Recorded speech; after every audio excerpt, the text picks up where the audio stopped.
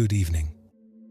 Perhaps you are here tonight because judgment has been weighing on you. Judging yourself too harshly. Judging others. Judging the circumstances of your life as wrong or unfair. Perhaps the constant stream of opinions and evaluations running through your mind has become exhausting. Perhaps you are simply tired of fighting against what is. Tonight we explore non-judgment and acceptance, two of the most liberating practices in all of Buddhist wisdom. Feel free to share what time it is and where you're listening from. Through 20 complete stories drawn from Zen monasteries, mountain temples, and humble villages across Asia, we will discover how to rest in reality exactly as it is. How to see with eyes of compassion rather than criticism. How to release the exhausting burden of constant evaluation. Let your breath become soft and easy. Notice the gentle rise and fall of your chest. Let each exhale carry away whatever weight you've been holding. Tonight you do not need to fix anything. You do not need to change anything. You do not need to judge anything. Just rest. Just listen. Just be. If your heart is weary from judging yourself, if your mind is restless with opinions about others, if you simply need to rest in what is, you are held here. These teachings create a safe space for whatever you're feeling. For over 2 millennia, these teachings have guided seekers through darkness into light, through confusion into clarity, through suffering into peace. They come from Japanese Zen, Chinese Chan, Tibetan, and Vietnamese Buddhist traditions. They carry wisdom refined through countless generations. Let yourself settle now. Let yourself be cradled by the quietness. You are safe here. Rest now as we begin.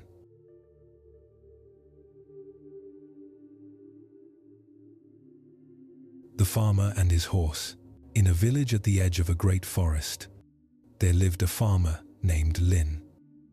His face was weathered like old wood left in sun and rain. His hands were rough from decades of working the soil. He owned little. A small plot of land. A modest house with paper screens that filtered morning light into soft gold. One horse. The horse was a beautiful animal. Its coat was the color of chestnuts, deep brown with hints of red catching sunlight. Strong muscles moved beneath that glossy coat. The horse could pull a plow through hard earth all day without complaint. In that village, such a horse meant the difference between prosperity and poverty, between a full belly and hunger, between a warm winter and a cold one. One summer morning, the farmer went to his stable and found it empty. The door hung open, swinging in the breeze. The horse was gone. Had someone stolen it? Had it simply wandered away?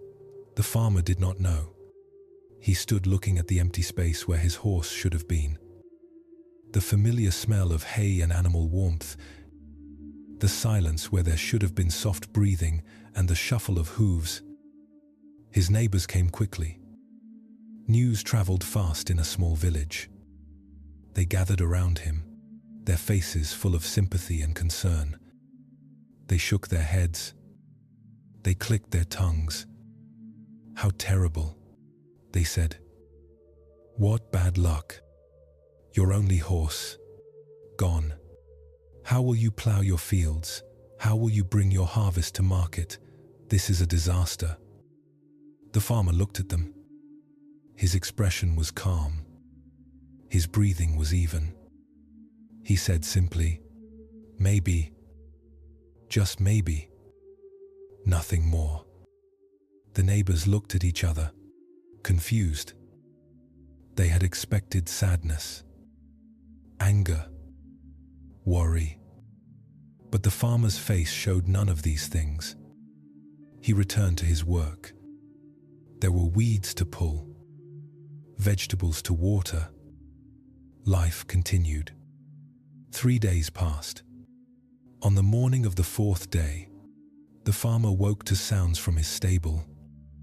Not one horse, but several.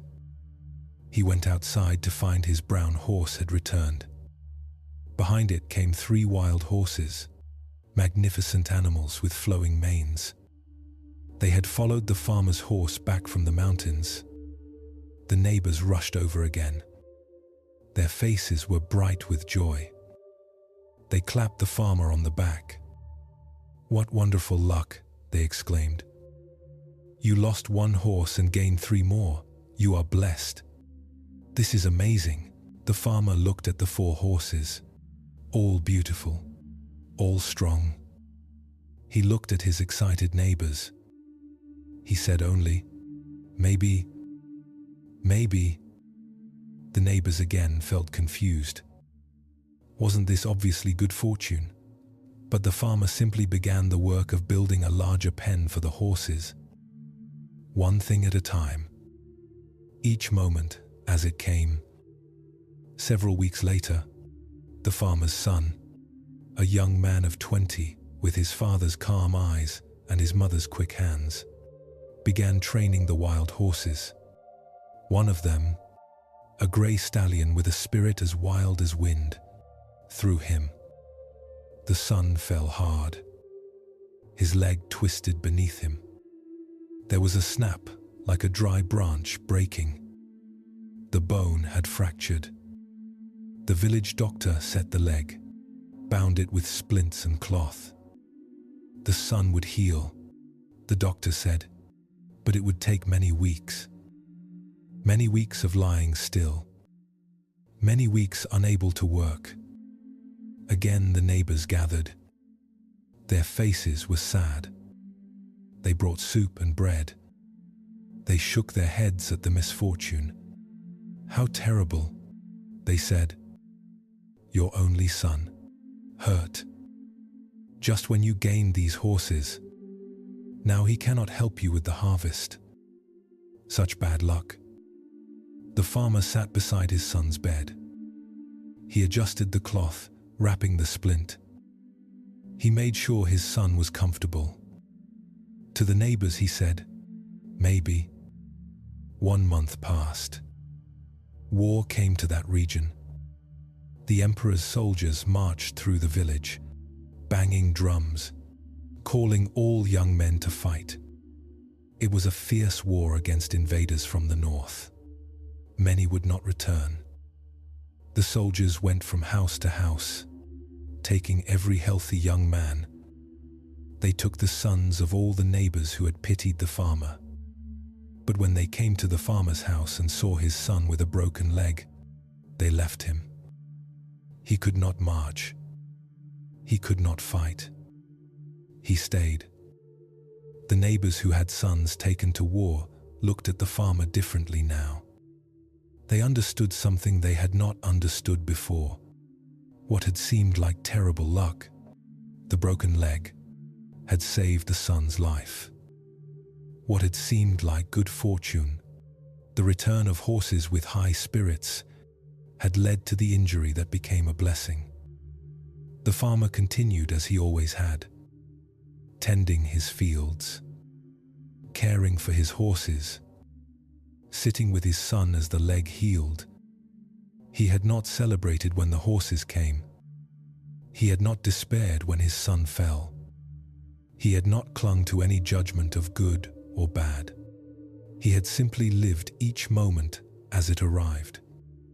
This story reminds us of something profound about the nature of judgment and acceptance. We live our lives labeling everything that happens as good or bad, lucky or unlucky, blessing or disaster. We do this constantly. All day long, our minds are busy evaluating, categorizing, judging. This is good. That is terrible. This should not have happened. That was the best thing ever. But notice what the farmer shows us. He lives without this burden of constant judgment. Notice how he says only maybe to everything. Not because he does not care, not because nothing matters to him, but because he understands something deep about the nature of reality. He understands that we cannot know. We simply cannot know how events will unfold. What appears tragic today may prove fortunate tomorrow. What seems wonderful now may lead to difficulty later. Life is far too complex, too interconnected, for our small minds to fully judge any single event. Think about your own life.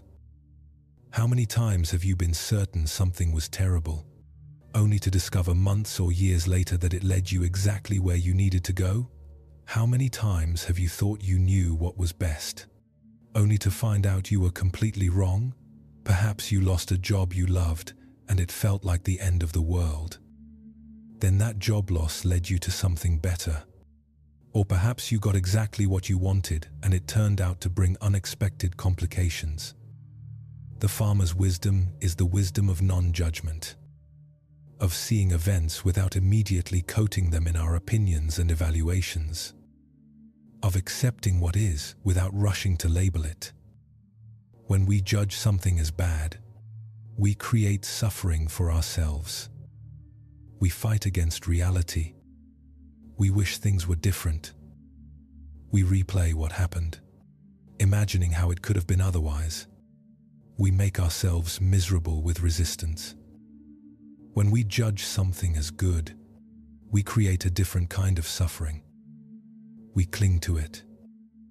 We fear losing it. We try to make it permanent even though everything changes. We set ourselves up for disappointment when it inevitably shifts into something else. Consider how this plays out in modern life. You get cut off in traffic and immediately judge it as bad. That driver is terrible. You are a victim of bad luck. This ruined your day. The judgment creates anger that stays with you for hours. Or you get a promotion and judge it as purely good. You celebrate. You tell everyone. Then the new responsibilities bring stress you did not anticipate, and you feel confused and disappointed. The farmer shows us another way. A way of meeting life with openness rather than judgment. With acceptance rather than resistance.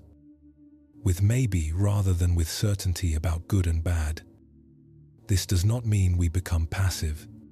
The farmer still worked his fields, still cared for his son, still built a larger pen for the horses. He responded to each situation, but he did not add the extra layer of suffering that comes from judging it. What if you could meet today's events the way the farmer met his? What if, when something challenging happened, instead of immediately calling it terrible, you could simply say, maybe?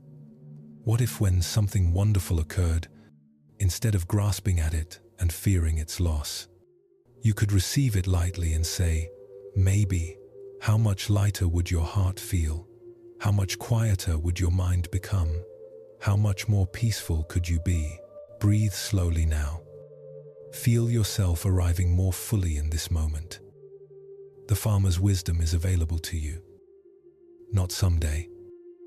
Right now. This capacity to meet life without the burden of constant judgment. To accept what is. To say maybe and rest in not knowing. It is your natural state when you stop fighting. When you stop insisting that you know what everything means. Hakuin's reputation. In a Japanese village there lived a Zen master named Hakuin. He was known far and wide as a man of the purest character. People traveled from distant provinces to study with him. Parents pointed to him as an example for their children. His reputation was spotless, built over decades of disciplined practice and teaching. His temple was simple but beautiful. Morning sun would pour through the eastern windows onto polished wood floors. The smell of incense and green tea. The sound of bells marking the hours of meditation. Near Hakuin's temple, lived a family who owned a food shop. They sold rice and vegetables, miso and pickled plums. They had a daughter, a young woman of 17, beautiful and clever. Her laughter was like wind chimes. Her eyes were quick and bright. Everyone in the village admired her. One day, the girl's parents discovered she was pregnant. Her belly had begun to swell beneath her robes. They confronted her immediately. Their faces were red with shame and anger. Their voices shook. Who was the father? The girl refused to answer. She looked at the floor. She twisted her hands. She said nothing. They asked again and again. Their questions became demands. Their demands became threats. The pressure grew unbearable. Finally, perhaps to protect someone, perhaps simply to make the questioning stop, the girl spoke a name. She said the father was Hakuin. Hakuin, the respected Zen master, the teacher of meditation and wisdom, the man parents held up as a model of virtue. The words fell like stones into still water, sending out ripples that would touch everyone. The parents were furious. They stormed to Hakuin's temple, their anger preceding them like a dark cloud. They found him in his meditation hall, sitting quietly in the afternoon light. They shouted at him. How could he do such a thing? How could he betray their trust, corrupt their daughter, shame his own teachings? The accusations poured out like rain. Hakuin listened. His face showed no shock, no denial, no defensive anger, no shame. He simply listened until they finished. Then he said, very quietly, "Is that so?" Just 3 words. "Is that so?" Nothing more. No protest of innocence. No explanation. No defense of his reputation. No attempt to convince them of the truth. Simply, "Is that so?" The parents left, taking his response as an admission of guilt. Within hours, everyone in the village knew. The gossip spread like fire in dry grass. Hakuin, their respected teacher, had fathered a child with a young girl. People who had bowed to him now turned their backs when they saw him approaching. Students stopped coming to his temple. Donors stopped their support. People who had praised him now spoke his name with disgust. Hakuin's reputation, built over 30 years, crumbled in a single day. What had taken decades to construct collapsed in hours. He had become a pariah, an outcast, someone to be avoided and condemned. Hakuin continued his life as before. He sat in meditation each morning. He tended his small garden. He swept the temple floors. He showed no sign of distress, no anger at the false accusation, no anxiety about his ruined reputation. He simply continued, day by day, moment by moment. When the baby was born, the parents brought the infant to Hakuin. They left the child on his doorstep with a note. Since he was the father, they wrote, he must care for the child. They wanted nothing more to do with it or with him. Hakuin read the note. He looked at the baby. The child was tiny, wrapped in cloth, its eyes closed, its breathing soft and quick. Hakuin said again, "Is that so?" He picked up the baby and carried it inside. He began caring for the infant. He had very little money now. No students meant no donations. No donations meant no food except what he could grow or beg. He went door to door, asking for milk for the baby. Most doors slammed in his face. Some people spat at him. A few took pity on the child and gave him what they could spare. He spent his days and nights feeding the baby, changing its wrappings, rocking it to sleep. His meditation practice adapted around the child's needs. A year passed this way. The baby grew. Hakuin cared for it with the same attention he had once given to his meditation students, with the same patience he had cultivated through decades of practice. No complaint, no bitterness, no proclamation of his innocence. Then the truth emerged. The girl's parents noticed she was becoming close to a young man who worked at the fish market.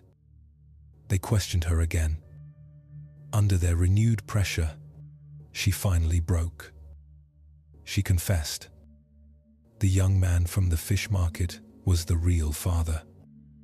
She had been protecting him. She had lied about Hakuin. The parents were horrified by their daughter's deception, by their own rushed judgment, by what they had done to an innocent man. They came to Hakuin's temple, bringing the girl with them. They bowed deeply, their foreheads touching the floor. They begged forgiveness. They explained everything. The lies, the truth, their shame. Hakuin listened. His face was calm. When they finished their confession and their apologies, when they reached out to take the baby back, Hakuin looked at them. He looked at the child he had cared for this entire year. He said simply, "Is that so?" He handed them the baby. He watched them leave. His reputation could now be restored. The truth was known. He could return to his teaching.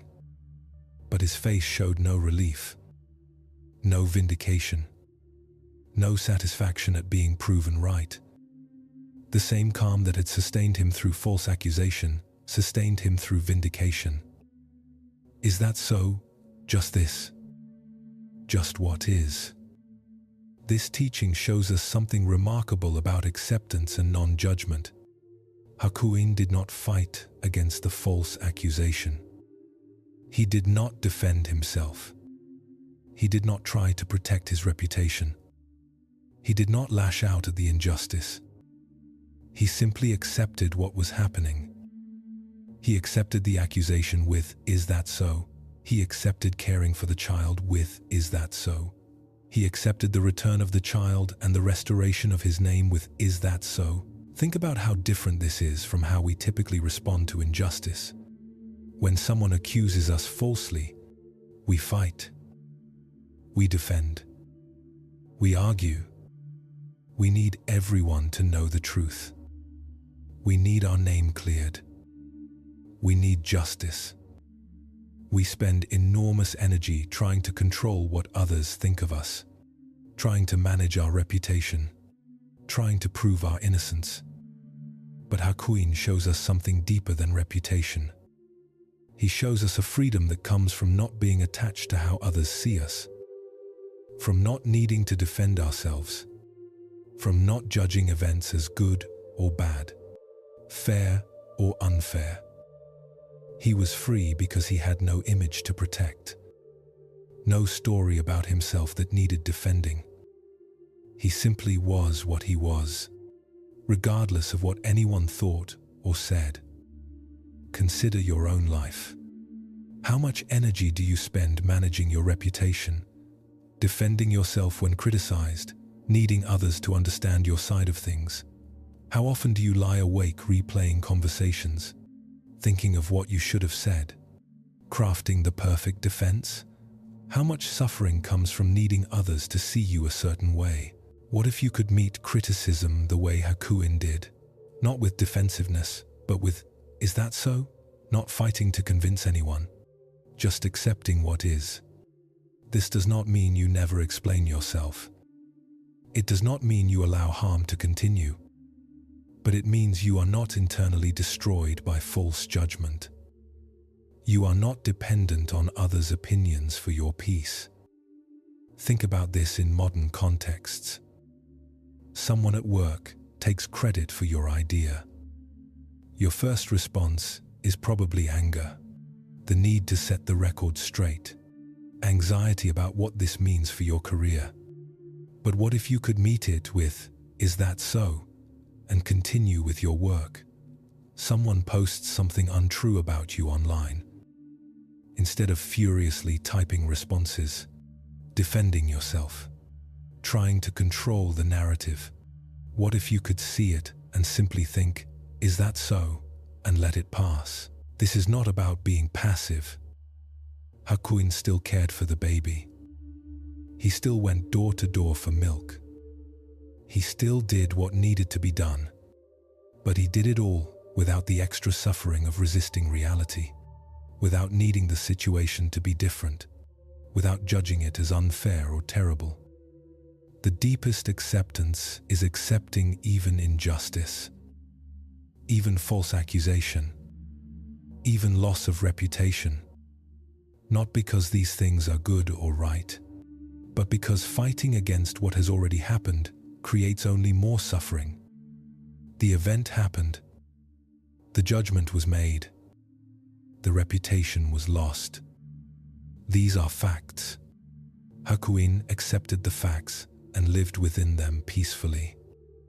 When the truth came out and his reputation was restored, again he responded with, "Is that so?" No celebration. No, "I told you so." No anger at those who had wronged him. The same acceptance.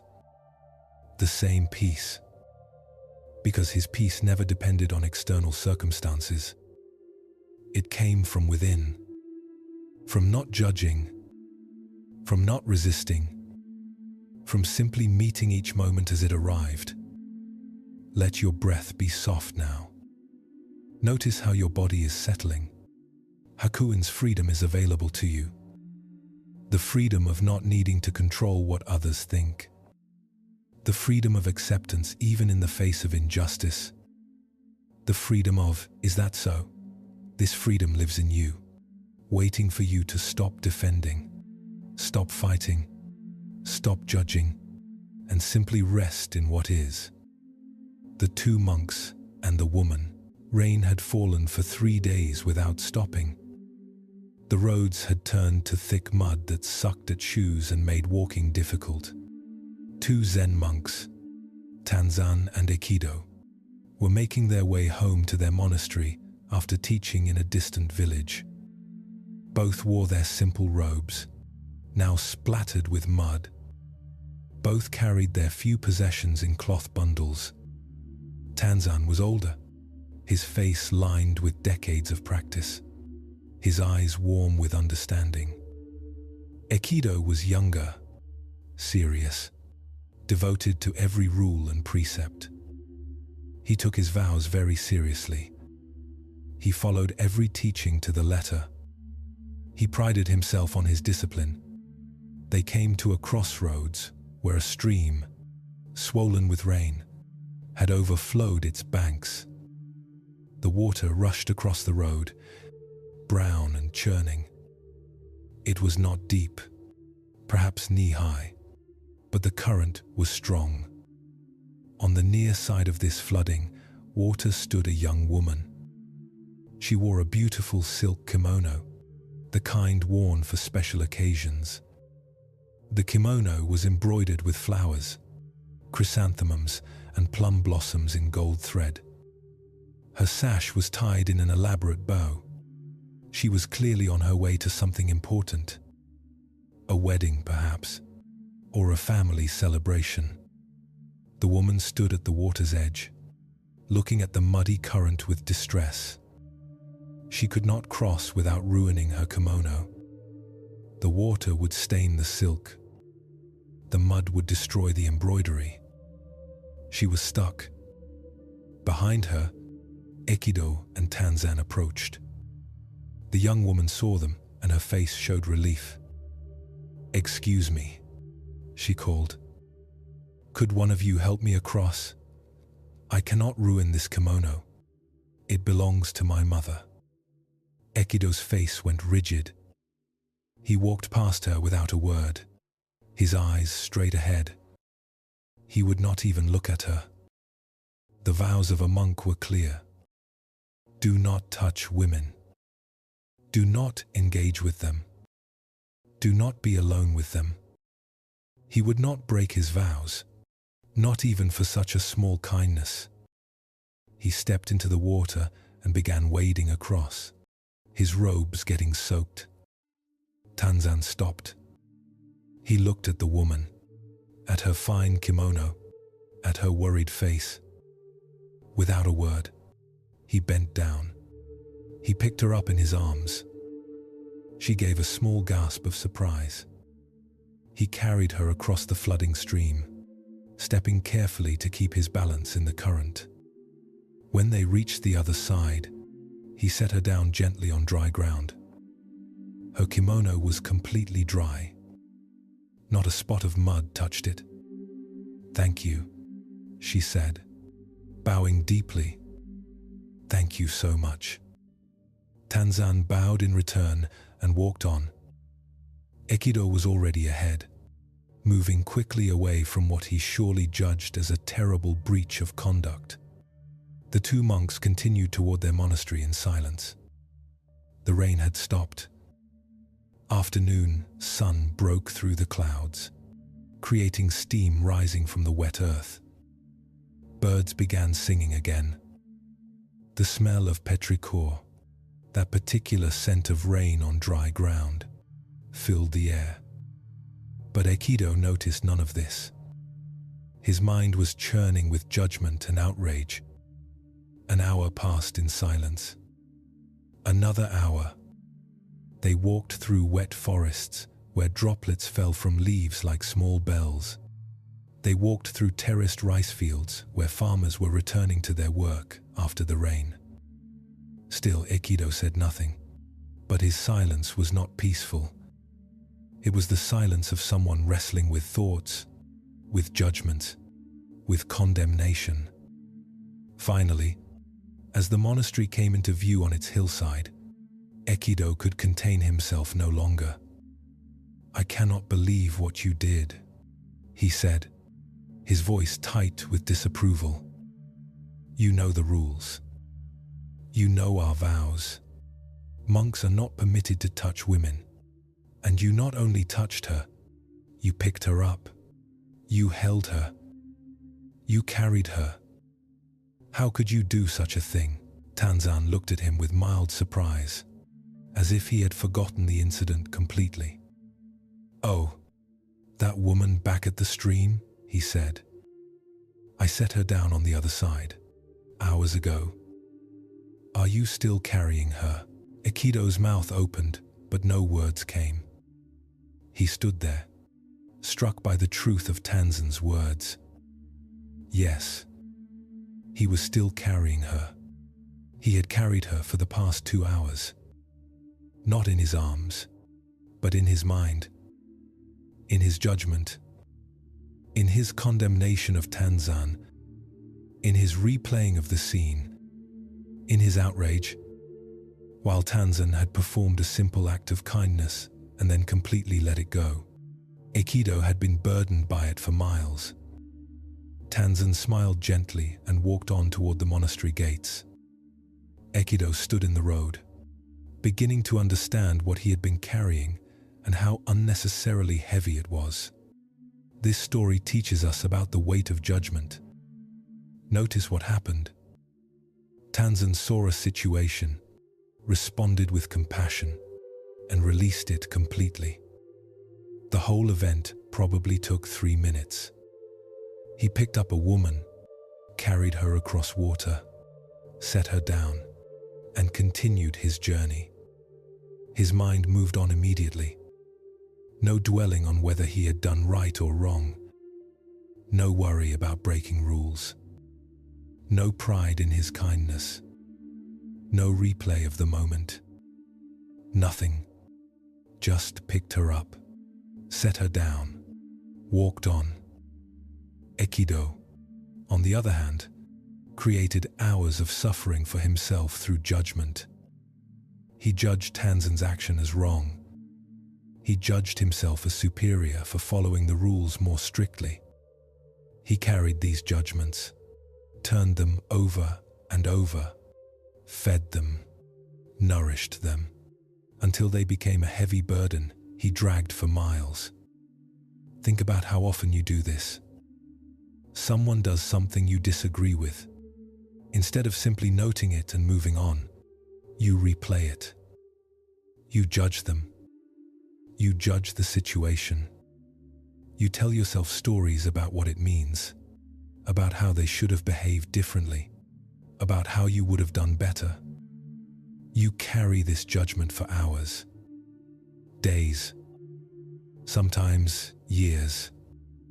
The original event is over, but you keep carrying it. Or someone criticizes you. Instead of hearing it and considering whether it has value, you carry the judgment of it. You replay the conversation. You craft better responses. You judge the person who criticized you. You judge yourself. The actual moment of criticism lasted seconds, but you carry it, turning it over in your mind, creating suffering that goes on and on. Notice Tanzan's question. Are you still carrying her? It is such a perfect question because it reveals something essential. The woman is not heavy. Physical burden ended when Tanzan set her down. But the mental burden, the burden of judgment, has no end unless you choose to set it down. You can carry it forever if you wish. Many people do. Consider modern life. Someone cuts you off in traffic and you are still angry about it at dinner. Your mind keeps replaying it, keeps judging that driver, keeps rehearsing what you wanted to shout at them. The actual event lasted 3 seconds, but you carry it for hours. Someone makes a comment about your appearance and you think about it for weeks, judging them, judging yourself, carrying this weight that serves no purpose. What if you could live more like Tanzan? Respond to situations with whatever seems appropriate in the moment, and then release them completely. Set them down. Let them go.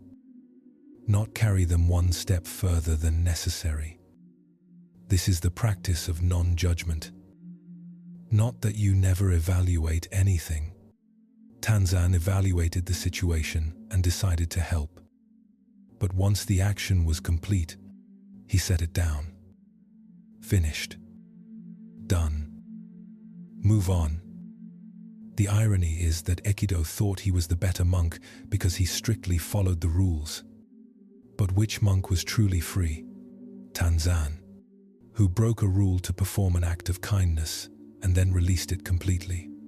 Or Aikido, who followed the rule but then carried judgment and condemnation for hours, creating his own suffering. True freedom is not about never breaking rules. It is about not carrying burdens of judgment, about responding to life and then letting it go, about setting down each moment after it passes instead of dragging it along behind you. Tanzan carried the woman for perhaps 2 minutes. Aikido carried her in his mind for hours, and possibly carried that judgment for the rest of his life. How many things are you still carrying in your mind right now? Things that happened yesterday, last week, last year, even decades ago. Judgments about yourself and others that you pick up each morning and carry all day long. What would it feel like to set them down? To say, like Tanzan, I set that down hours ago. Why are you still carrying it? Breathe deeply now. Feel the weight you have been carrying. All the judgments, the replayed conversations, the should-haves and could-haves. Feel how heavy they are. Notice you can set them down.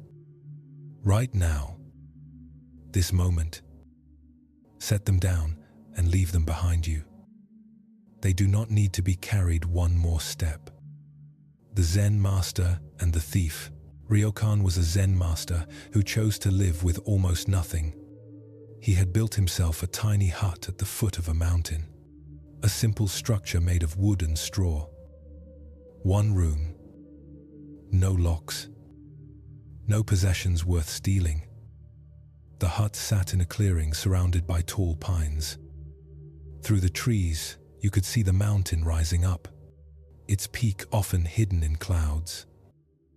At night, the stars were brilliant, undiminished by any city lights. Ryokan lived on what people offered him. Sometimes a farmer would bring rice. Sometimes a merchant would leave vegetables by his door. He needed very little. His few clothes, a sleeping mat, a bowl for his rice, a pot for making tea. The simplicity pleased him. He had time for what mattered. Long hours of meditation, walking in the forest, writing poetry, sitting in silence watching the play of light through branches. One evening, Ryokan had gone to visit a dying friend in the village, several miles down the mountain. He stayed late, sitting with his friend, keeping him company through his last hours. It was near midnight when Ryokan finally made his way home. The path was familiar even in darkness. He knew every route that crossed it, every stone that might catch a foot. The moon was almost full, providing enough light to see by. As he approached his hut, Ryokan noticed the door was open. He had left it closed. He stepped inside and saw immediately that someone had been there. Everything was in disarray. His few clothes were scattered. His sleeping mat had been unrolled and searched. His teapot lay on its side. Someone had looked through everything he owned. A thief. Standing in the far corner was a young man, perhaps 20 years old, thin as bamboo, his clothes ragged and dirty. The young man's eyes were wide with fear and something else. Desperation. The kind that comes from being very hungry for a very long time. In his hands, he clutched Ryokan's spare robe, the only thing in the hut worth taking. The young man saw Ryokan and froze. He expected anger, punishment, a call for the village police. In that moment, he must have regretted his choice to rob this hut. He had found nothing of value anyway. Just an old robe that would barely fetch enough to buy one meal. Ryokan looked at him. He looked at the young man's thin face, the sharp angles of hunger, the torn clothes, the bare feet. He felt no anger, no sense of violation, no judgment of this person as bad or wrong. He saw only suffering, only need, only another human being struggling to survive. "You have come a long way to visit me," Ryokan said gently. His voice was kind, as if greeting an expected guest.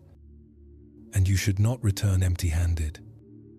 Please, take this robe as a gift." The thief stared at him, unable to understand. This was not how these situations were supposed to unfold.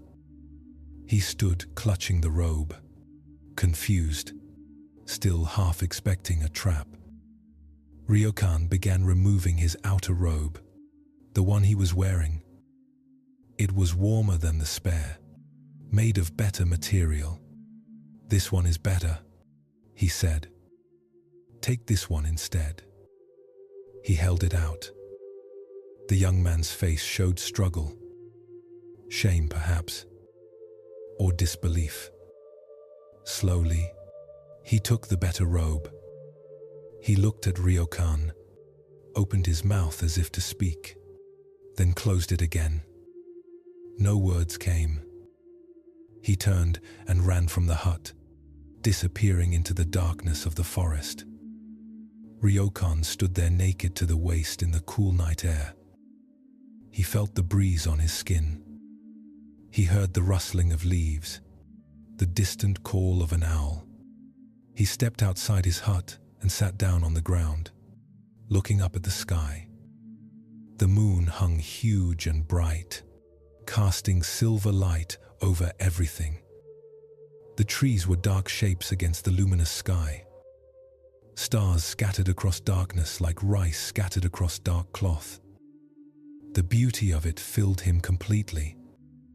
He sat there for a long time, just watching the moon.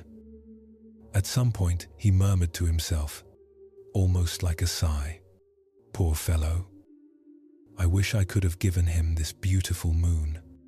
This wish was genuine, not sarcastic, not bitter. He truly wished he could have given the thief something of real value. The robe was just cloth, useful for warmth, yes, but essentially worthless compared to the beauty of that night, the peace of that moment, the freedom that came from having nothing to lose.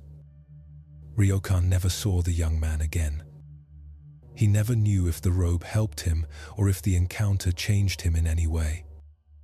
It did not matter. Ryokan had responded to the moment with compassion instead of judgment. He had seen a suffering person instead of a criminal.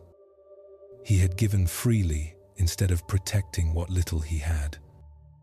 And then he had released it all and sat under the moon, completely at peace. This teaching reveals something profound about non-judgment and acceptance. Ryokan could have responded to the thief in many ways. Anger would have been understandable. Fear would have been natural. Calling for police would have been appropriate by society's standards. Lecturing the young man about stealing would have seemed justified. But Ryokan responded with none of these. He looked at the situation without judgment. He did not label the young man as bad. He did not see himself as a victim. He did not create a story about what had happened. He simply saw suffering and responded with kindness. Then he let the whole thing go and enjoyed the moon. Think about how different this is from our typical response to being wronged. When someone takes something from us, even something small, we become angry. We feel violated. We tell everyone about it. We want justice. We want the person punished. We replay the incident over and over. We make it part of our story. This terrible thing happened to me. We carry it sometimes for years. But notice what Ryokan does. He does not even frame it as something terrible. He sees a person in need. He gives more than was taken. And then, most remarkably, he wishes he could give even more. He wishes he could give the real treasure, the experience of beauty and peace that he enjoys sitting under that moon. Consider your own life. How do you respond when wronged? When someone cuts in front of you in line, takes credit for your work, speaks badly about you behind your back, breaks something you value? Usually we judge. We label them as rude, selfish, mean.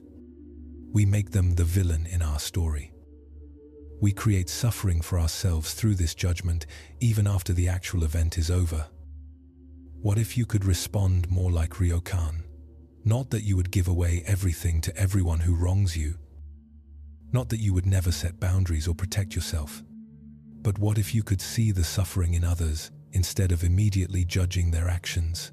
What if you could respond with compassion instead of condemnation? The thief was stealing because he was desperate, hungry, probably ashamed, probably hating what he had to do to survive. Ryokan saw all this instantly. He looked past the action to the person, past the crime to the suffering. This is what non-judgment looks like in action. Not condoning the behavior, but seeing the whole person, the whole situation, with compassion. And notice Ryokan's final wish. He wishes he could give the thief something of real value. not just a robe, but the peace and beauty he himself experiences. This is such a deep expression of acceptance. Acceptance of the thief as he is. Acceptance of his own situation. Acceptance of the limitations of what can be given. All wrapped in genuine care. In modern life, we are so quick to judge. Someone is rude to us in a store, and we decide they are a terrible person. We do not think about what might be happening in their life. Maybe they just received devastating news. Maybe they are in pain. Maybe they are overwhelmed. But we judge based on one moment, one interaction, and we carry that judgment. What would change if you practice seeing with Ryokan's eyes? If when someone cuts you off in traffic, instead of judging them as selfish, you thought maybe they are rushing to the hospital, maybe they are having the worst day of their life? Not making excuses, but seeing the humanity, seeing that everyone is struggling with something. Ryokan sat under the moon completely at peace, even though he had just been robbed. His peace did not depend on external circumstances. It came from within, from not judging, from accepting what is, from responding with compassion. This peace is available to you, right now. In this moment, when you stop judging and start accepting, when you see suffering instead of enemies, when you respond with kindness instead of condemnation, rest now. Let your breathing continue, gentle and easy. The moon is always there, even when covered by clouds. Your peace is always there, even when covered by judgment. Let the judgments fall away like clouds passing. Rest in the light that remains. The empty cup. A university professor came to visit a famous Zen master named Nanin. The professor was well known in his field, respected, published widely. He had degrees from prestigious universities. He had spent decades studying philosophy and religion. He wore expensive clothes, carried himself with authority, spoke with the confidence of someone accustomed to being the smartest person in any room. He came to Nanin seeking knowledge of Zen. He wanted to understand it, to add it to his intellectual collection, perhaps to write about it. He arrived at Nanin's simple house, a modest dwelling with tatami mats and sliding paper doors that let in soft light. The smell of green tea and incense, the sound of a small fountain outside. Nanin welcomed him. The master was old, his face deeply lined, his movements slow but precise. He gestured for the professor to sit. The professor sat but did not settle. He leaned forward, eager to begin, eager to talk, eager to share everything he already knew. "Thank you for seeing me," the professor began. "I have studied Buddhism for many years. I have read the Diamond Sutra, the Heart Sutra, the Platform Sutra. I have studied Nagarjuna and Dogen. I have written 3 papers on the concept of emptiness. I am familiar with the teachings on impermanence and non-self. What I want to understand is how Zen differs from other forms of Buddhism. I have some theories about this. You see, in my view," he continued talking, explaining what he knew, sharing his opinions, comparing this teaching to that teaching. Nanin listened patiently. After several minutes, when the professor paused briefly for breath, Nanin said, "Would you like some tea?" "Yes, thank you," the professor said, and immediately resumed talking. "As I was saying, the relationship between Zen and earlier forms of Buddhism is quite interesting. I believe that Zen represents a synthesis of..." Nanin brought a tray with a teapot and 2 cups. He placed a cup in front of the professor, who barely glanced at it. Still talking, Nanin began pouring tea into the cup. The amber liquid flowed from the pot in a steady stream. The cup filled. The influence of Taoism on Zen cannot be overlooked. The professor continued. The concept of Wu Wei, for instance, seems to have been integrated into. The cup was full. Nanin kept pouring. Tea began spilling over the rim of the cup. It pooled on the small table. It began dripping onto the tatami mat. And then there is the question of sudden versus gradual enlightenment, which. The professor stopped mid-sentence. He stared at the overflowing cup, at the tea running across the table, at Nanin, who continued calmly pouring. "Stop," the professor exclaimed. "The cup is full. No more will go in." Nanin stopped pouring. He set down the teapot. He looked at the professor with gentle eyes. "Like this cup," he said quietly, "you are full of your own opinions and speculations. How can I show you Zen unless you first empty your cup?" The professor sat back. For the first time since arriving, he was silent. He looked at the overflowing cup. He looked at Nanin. He saw what had just been shown to him. He had come seeking knowledge, but had left no room to receive it. He had come asking questions, but had not been willing to listen to answers. His cup was already so full of his own ideas, his own opinions, his own theories, that nothing new could enter. The professor stayed with Nanin for several days after that. But he was different. He listened more. He spoke less.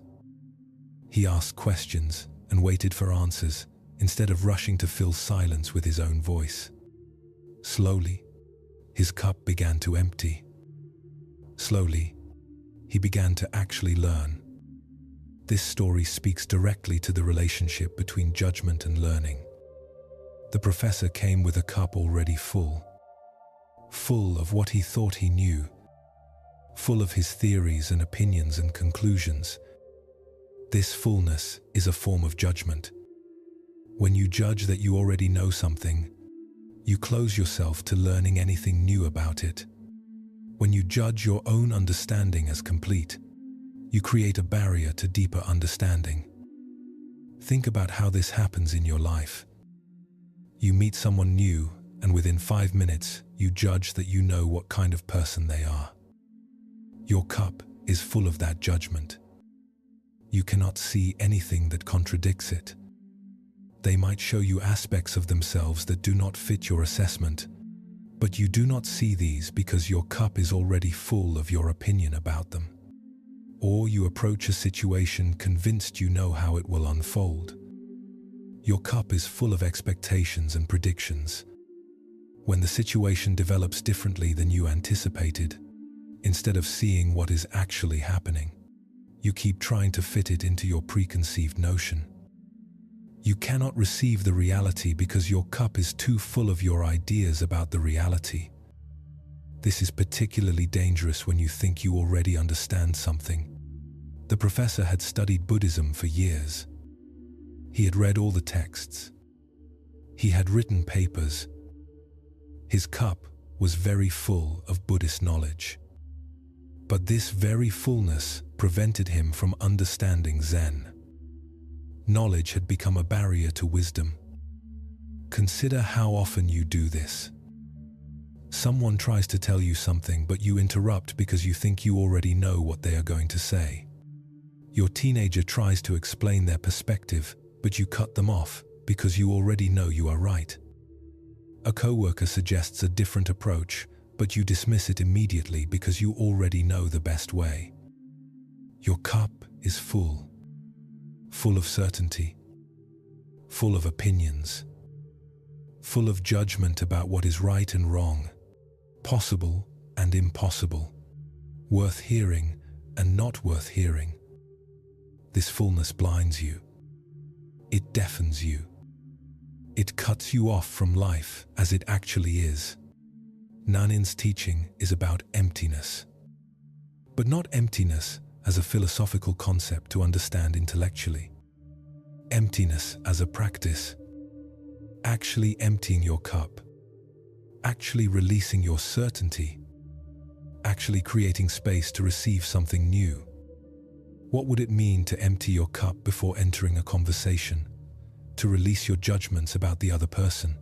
Your certainty that you already know what they will say? Your prepared responses? To just listen, truly listen, with an empty cup ready to receive whatever they pour into it. What would it mean to empty your cup when facing a challenge? To release your belief that you already know it cannot be solved. Your judgment that the situation is hopeless. Your conviction that you have tried everything. To approach it with fresh eyes, empty of assumptions. The professor's fullness came from judgment. He judged himself as knowledgeable. He judged his understanding as sufficient. He judged Zen as something he could grasp intellectually. All these judgments filled his cup so completely that there was no room for the actual teaching. When you judge something, you stop truly seeing it. You see your judgment instead. You see your opinion instead. You see your preconception instead. The thing itself becomes invisible behind all your ideas about it. This is why non-judgment is so essential to wisdom. Not because having opinions is wrong, but because clinging to them, letting them fill your cup completely, makes you blind. Think about something you feel very certain about.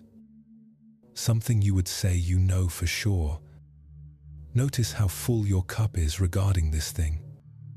Notice how little room there is for any new information, any different perspective, any possibility that you might be wrong. That fullness is comfortable.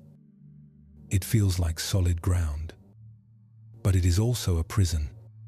It keeps you from growing, from learning, from seeing what is. What if you could approach each day, each person, each situation with an empty cup, not empty of wisdom or experience, but empty of judgment and certainty, ready to receive whatever the moment brings, open to being surprised, willing to be wrong. This emptiness is not weakness. It is the ultimate strength. It is the capacity to learn, to grow, to see clearly. Your breath continues now, steady and calm. Notice the thoughts arising in your mind. Notice how they want to fill your cup with judgments, opinions, certainties. Notice you can let them flow through without clinging to them. You can keep your cup empty, ready, open, receptive to this moment exactly as it is. The stone mind. 4 traveling monks came to stay at a small temple in the countryside. The temple belonged to a Chinese Zen teacher named Hogan. The temple was simple, nestled in hills covered with bamboo and pine. In autumn, the leaves turned colors that seemed to glow from within. In winter, snow covered everything in silence. Hogan lived there alone most of the year, content with his meditation practice and his garden. The 4 monks had walked many miles. They were dusty and tired. They carried bundles with their few possessions. Hogan welcomed them and showed them where they could rest. They settled themselves near the temple's small courtyard where a cooking fire could be built. It was evening. The air was cool.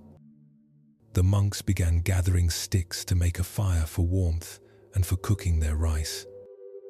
As they worked, Hogan could hear them arguing. Their voices carried across the courtyard. They were arguing about philosophy, about subjectivity and objectivity. about what was real and what was illusion. Their voices grew louder, more insistent. Hogan walked over to where they were building their fire. They were so absorbed in their argument they did not notice him at first. One monk was saying that everything is subjective, that reality is created by the mind. Another was arguing that objects exist independently of our perception. Their faces were flushed. Their hands gestured emphatically. Hogan listened for a moment. Then he pointed to a large stone that sat near the temple wall. It was a beautiful stone, smooth and round, probably carried down from the mountains by an ancient river. It had sat in that spot for as long as Hogan had been there, perhaps longer. Moss grew on its north side. Small insects made homes in its crevices. "There is a big stone," Hogan said. "Do you consider it to be inside or outside your mind?" The four monks stopped arguing and turned to him. One of them, who had been arguing most passionately for subjective idealism, answered quickly. "From the Buddhist viewpoint, everything is an objectification of mind. Everything we perceive is created by our consciousness. Therefore, Master, I would say that the stone is inside my mind." The monk looked pleased with his answer. He glanced at his companions as if to say, "See, I told you." He had shown his deep understanding of Buddhist philosophy. He had demonstrated his grasp of complex metaphysical principles. He stood a little straighter, proud of his answer. Hogan looked at him. The old master's face showed the gentlest trace of amusement, like sunlight through thin clouds. "Your head must feel very heavy," he observed, "if you are carrying around a stone like that in your mind." The monk's face went blank. His mouth opened, but no sound came. The other three monks tried not to laugh. They understood immediately what Hogan had shown them.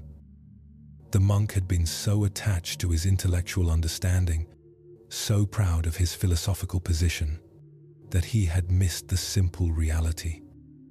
Yes, in some theoretical sense, perhaps everything is mind. But in the actual lived reality of the moment, the stone is a stone, sitting outside, separate, heavy. Trying to carry it in your mind is absurd. The arguing monk stood there, deflated. All his complex philosophical understanding had not helped him see clearly. He had been carrying stones in his mind, filling his consciousness with abstractions and concepts, making everything heavy and complicated. The stone was just a stone, heavy if you try to carry it, but it sits right there, requiring nothing from you. Hogan smiled and walked back to his quarters. The four monks looked at each other. Slowly, one of them began to laugh. Then another. Then all of them, including the monk who had been corrected. They laughed at the absurdity of it. The absurdity of arguing about whether the stone was inside or outside the mind when they could simply look at it, sitting there in the courtyard. The absurdity of making everything so complicated. They finished building their fire in silence. But it was a different kind of silence than before. Not the silence of not knowing what to say, but the silence of not needing to say anything. They cooked their rice. They ate. They watched the fire. The stone sat where it had always sat, inside no one's mind, outside no one's mind, just a stone. This teaching points to something crucial about judgment and concepts. When we live too much in our heads, in our ideas about things, we lose contact with the things themselves. The arguing monk had very sophisticated ideas about the nature of reality. He could discuss subjectivity and objectivity. He could cite Buddhist philosophy. But all these ideas had become a burden. They were stones in his mind, making his head heavy. Think about how you do this. You have ideas about everything. Ideas about who you are, about who others are, about how things should be, about what is right and wrong, about what is real and what is not. These ideas, these judgments, these concepts, they accumulate. They fill your mind. They become heavy. The stone in the courtyard is light because it sits outside. It requires nothing.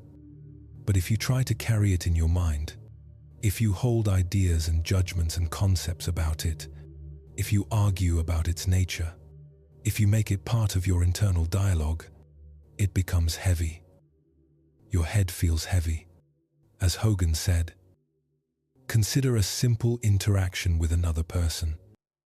You meet someone and immediately your mind starts working, forming opinions, making judgments, deciding if you like them or not, if they are smart or dull, if they are worth your time.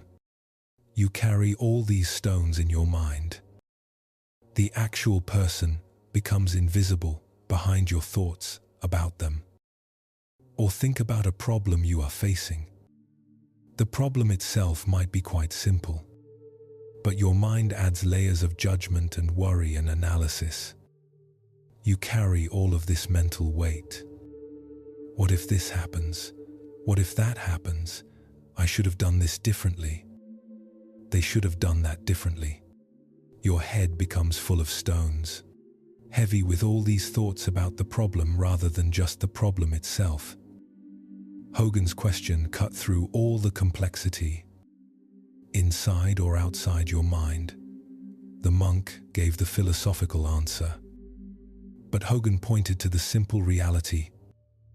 If you actually carry it in your mind becomes heavy. The stone itself is fine, sitting right there. Leave it there. This is what non-judgment offers.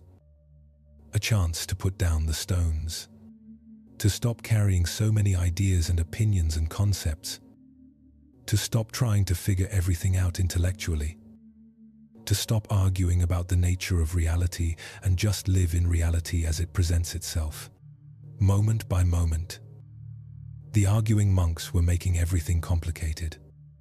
They were building huge philosophical structures in their minds. They were carrying stones, many stones, arguing about their nature, their reality, their relationship to consciousness. All of this was making them tired and confused. Hogan showed them how to put the stones down. When you judge something, you pick up a stone. This person is bad. That is a stone in your mind. This situation is unfair. Another stone. I am not good enough. Stone. They should not have said that. Stone. My life should be different. Stone. Each judgment is weight you are carrying unnecessarily. What if you could look at things the way you would look at that stone in the courtyard, just seeing what is there, not needing to have complex ideas about it, not needing to carry it in your mind, not needing to argue about it or analyze it or judge it, just letting it be what it is, where it is. The monk learned something important that day. His philosophical understanding was not wrong, exactly, but it was heavy. It was a burden. Real wisdom is lighter. It does not need all those concepts. It can see a stone and just see a stone. It can meet a person and just meet a person. It can experience life without adding layers of judgment and analysis that make everything heavy. Notice your own mind right now. How many stones are you carrying? How many judgments and opinions and concepts are weighing you down? Notice you can put them down. The stone can sit in the courtyard. You do not have to carry it in your mind. Everything can be lighter if you stop picking up these mental burdens.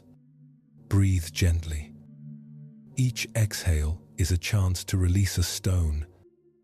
Each inhale is a chance to receive the moment as it is, without the weight of judgment. Your mind can be light, free, empty of stones, just aware, just present, just seeing what is actually here. The monk and his mother. In a time when Zen masters often lived in remote monasteries, far from the distractions and complications of ordinary life, there was a young monk named Shaun. He was devoted to his practice. He studied the sutras with dedication. He sat in meditation for hours each day. He followed every rule and precept. His teachers saw great promise in him. They believed he would become an accomplished master. Shaun had one complication that set him apart from other monks. His mother was old and had no one else to care for her. His father had died. His siblings had married and moved far away. When Shaun decided to dedicate his life to Zen practice, he could not abandon his mother. She needed him. So wherever he went, his mother came with him. This created problems. When Shaun visited monasteries to study with different masters, he could not stay in the monks' quarters because his mother accompanied him. The rules were strict. Women were not permitted in certain areas. Monks were supposed to leave behind family attachments. Having his mother with him seemed to contradict the very principles of renunciation he was trying to practice. So Shaun would build a small hut near whichever monastery he was visiting. He would live there with his mother. Each day he would study and practice. Then he would return to the hut to care for his mother. He cooked her meals. He made sure she was warm and comfortable. He talked with her in the evenings. He helped her when she needed help. To support them both, Shaun copied sutras, Buddhist verses and teachings. His calligraphy was beautiful, each character formed with careful attention. People would pay a few coins for these copied sutras. It was enough to buy rice and vegetables, enough to keep them fed. Sometimes Shaun needed to buy fish for his mother. She was old and her teeth were not strong. Fish was easier for her to eat than many other foods. It gave her strength. But monks are not supposed to eat meat or fish. Vegetarian diet is part of the practice. When people in the villages saw Shaun buying fish, they would whisper and point. They would shake their heads. "Look at that monk buying fish," they would say. "What kind of monk eats fish? He must not be serious about his practice. He is not a real monk."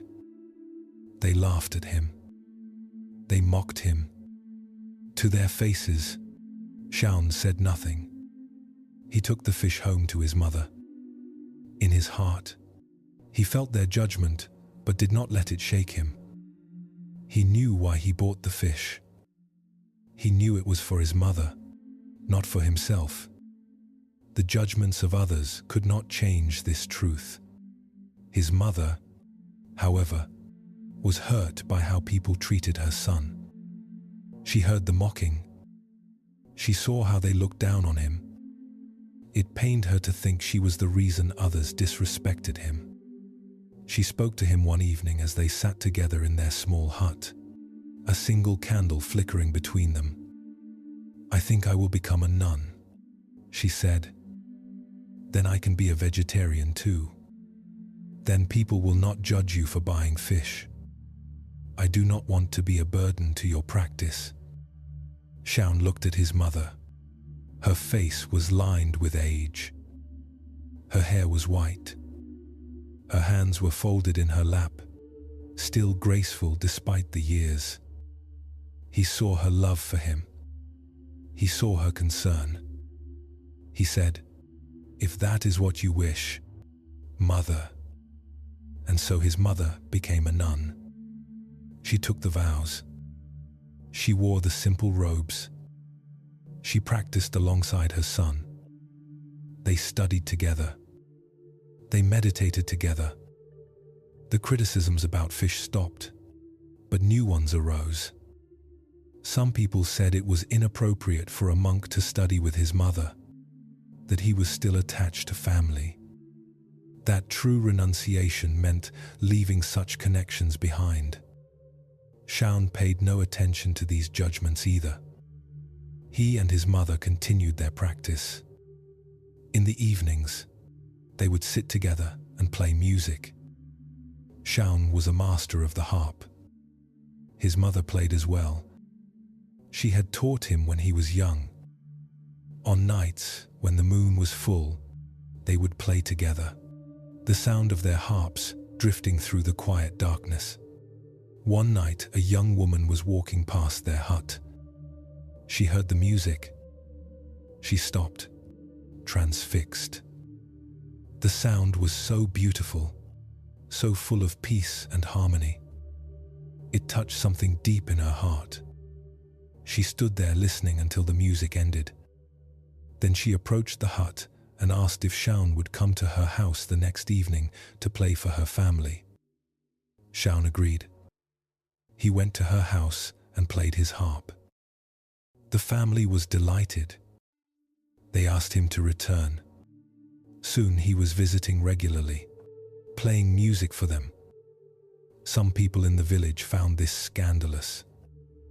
A monk visiting a young woman's house? What was happening there? More whispers. More judgments.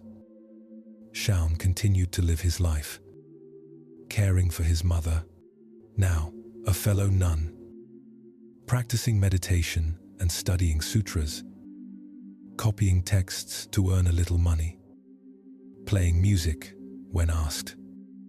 He moved through the judgments of others like wind through bamboo.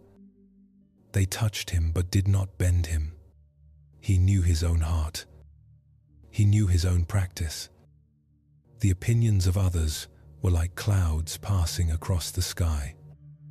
Real, yes, but temporary and ultimately not substantial. His mother and he continued their practice together for many years. Their dedication was deep. Their meditation was profound. And their love for each other, rather than being an obstacle to practice, became part of the practice itself. Caring for her taught Shaun compassion in the most concrete way. Not compassion as an abstract ideal, but compassion as daily action. Cooking rice, ensuring comfort, being present. This story reveals something important about non-judgment and acceptance. The villagers judged Shaun constantly for buying fish, for living with his mother, for visiting a young woman's house. Each time, they were certain they knew what these actions meant. They were certain Shaun was not a proper monk. Their cups were full of judgments. But they did not know the whole story. They did not know the fish was for his mother, not him. They did not know that his care for his mother was its own form of practice. They did not know that the music was a gift of beauty and peace. They judged based on surface appearances, on rules and expectations, without understanding the deeper truth. Think about how often you do this. You see someone doing something that does not fit your idea of how they should behave, and you immediately judge. You do not know their circumstances. You do not know their reasons. You do not know what is in their heart. But your cup is full of judgment anyway. Someone leaves work early every day, and you judge them as lazy. You do not know they are caring for a sick parent. Someone snaps at you in a meeting, and you judge them as rude. You do not know they just received devastating news. Someone's house is messy, and you judge them as not caring. You do not know they are struggling with depression that makes even basic tasks feel impossible. Shaun shows us another way. He knew his own truth. He knew why he did what he did. The judgments of others could hurt. Yes, his mother was hurt by them. But they did not change the reality of what he was doing or why. He did not need everyone to understand. He did not need everyone's approval. He simply continued his practice, his caregiving, his life. This is acceptance. Accepting that others will judge. Accepting that you cannot control their opinions. Accepting that you may be misunderstood. But continuing anyway, rooted in your own understanding of what is right. Not defensive, not angry at the judgments, but also not swayed by them. And notice the irony. The people who judged Shaun as not being a proper monk because he cared for his mother and bought fish, they were the ones who did not understand true practice. Shaun's compassion, his devotion, his refusal to abandon his mother, these were the practice. Living these values in concrete daily action, not just sitting in a monastery following rules.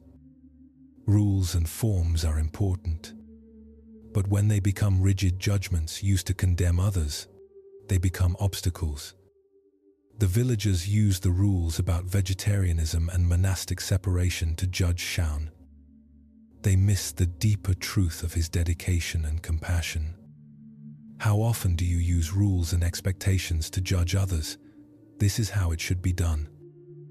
This is the right way. This is what a good parent, good employee, good person does. You carry these standards and measure everyone against them. When people do not match, you judge them as lacking. But perhaps, like Shaun, they are following a deeper wisdom. Perhaps their circumstances require different choices. Perhaps your rules and expectations are too narrow to encompass the complexity of their lives. Perhaps your judgment says more about the limitations of your understanding than about their failings. Shaun teaches us to live from the inside out. Know your own heart. Know your own truth. Do what is right according to your deepest understanding.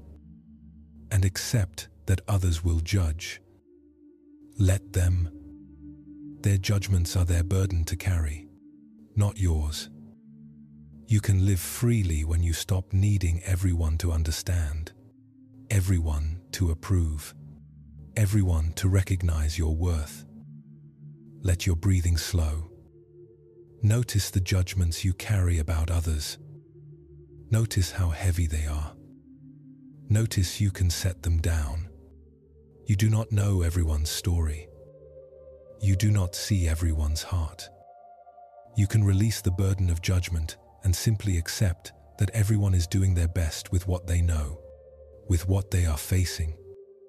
The tea master's death in feudal Japan, during a time of warriors and strict social codes, there lived a tea master named Sen no Rikyu. He was famous throughout the land for his mastery of the tea ceremony. The way he whisked matcha into a green foam, the way he arranged flowers in a simple vase, the way he conducted the entire ritual with such grace and presence that time seemed to slow, and everyone in the tea room felt they had entered a different world. A world of beauty and peace and complete attention to the moment. The tea ceremony in those days was not just about drinking tea. It was a spiritual practice. Every movement had meaning. Every object was chosen with care. The room itself was designed to create harmony. Entering a tea ceremony with a master like Sen no Rikyu was considered a profound privilege. Lords and samurai and merchants all sought his teaching. Sen no Rikyu served the most powerful warlord in Japan. This man controlled vast territories, commanded enormous armies, His word was law across the land. He valued Sen no Rikyu and often invited him to conduct tea ceremonies for important guests. The tea master's presence added refinement to the warlord's court. It showed sophistication and appreciation for the arts. But the warlord was also volatile. His moods shifted like wind. He could be generous one moment and cruel the next. He had absolute power and was accustomed to complete obedience.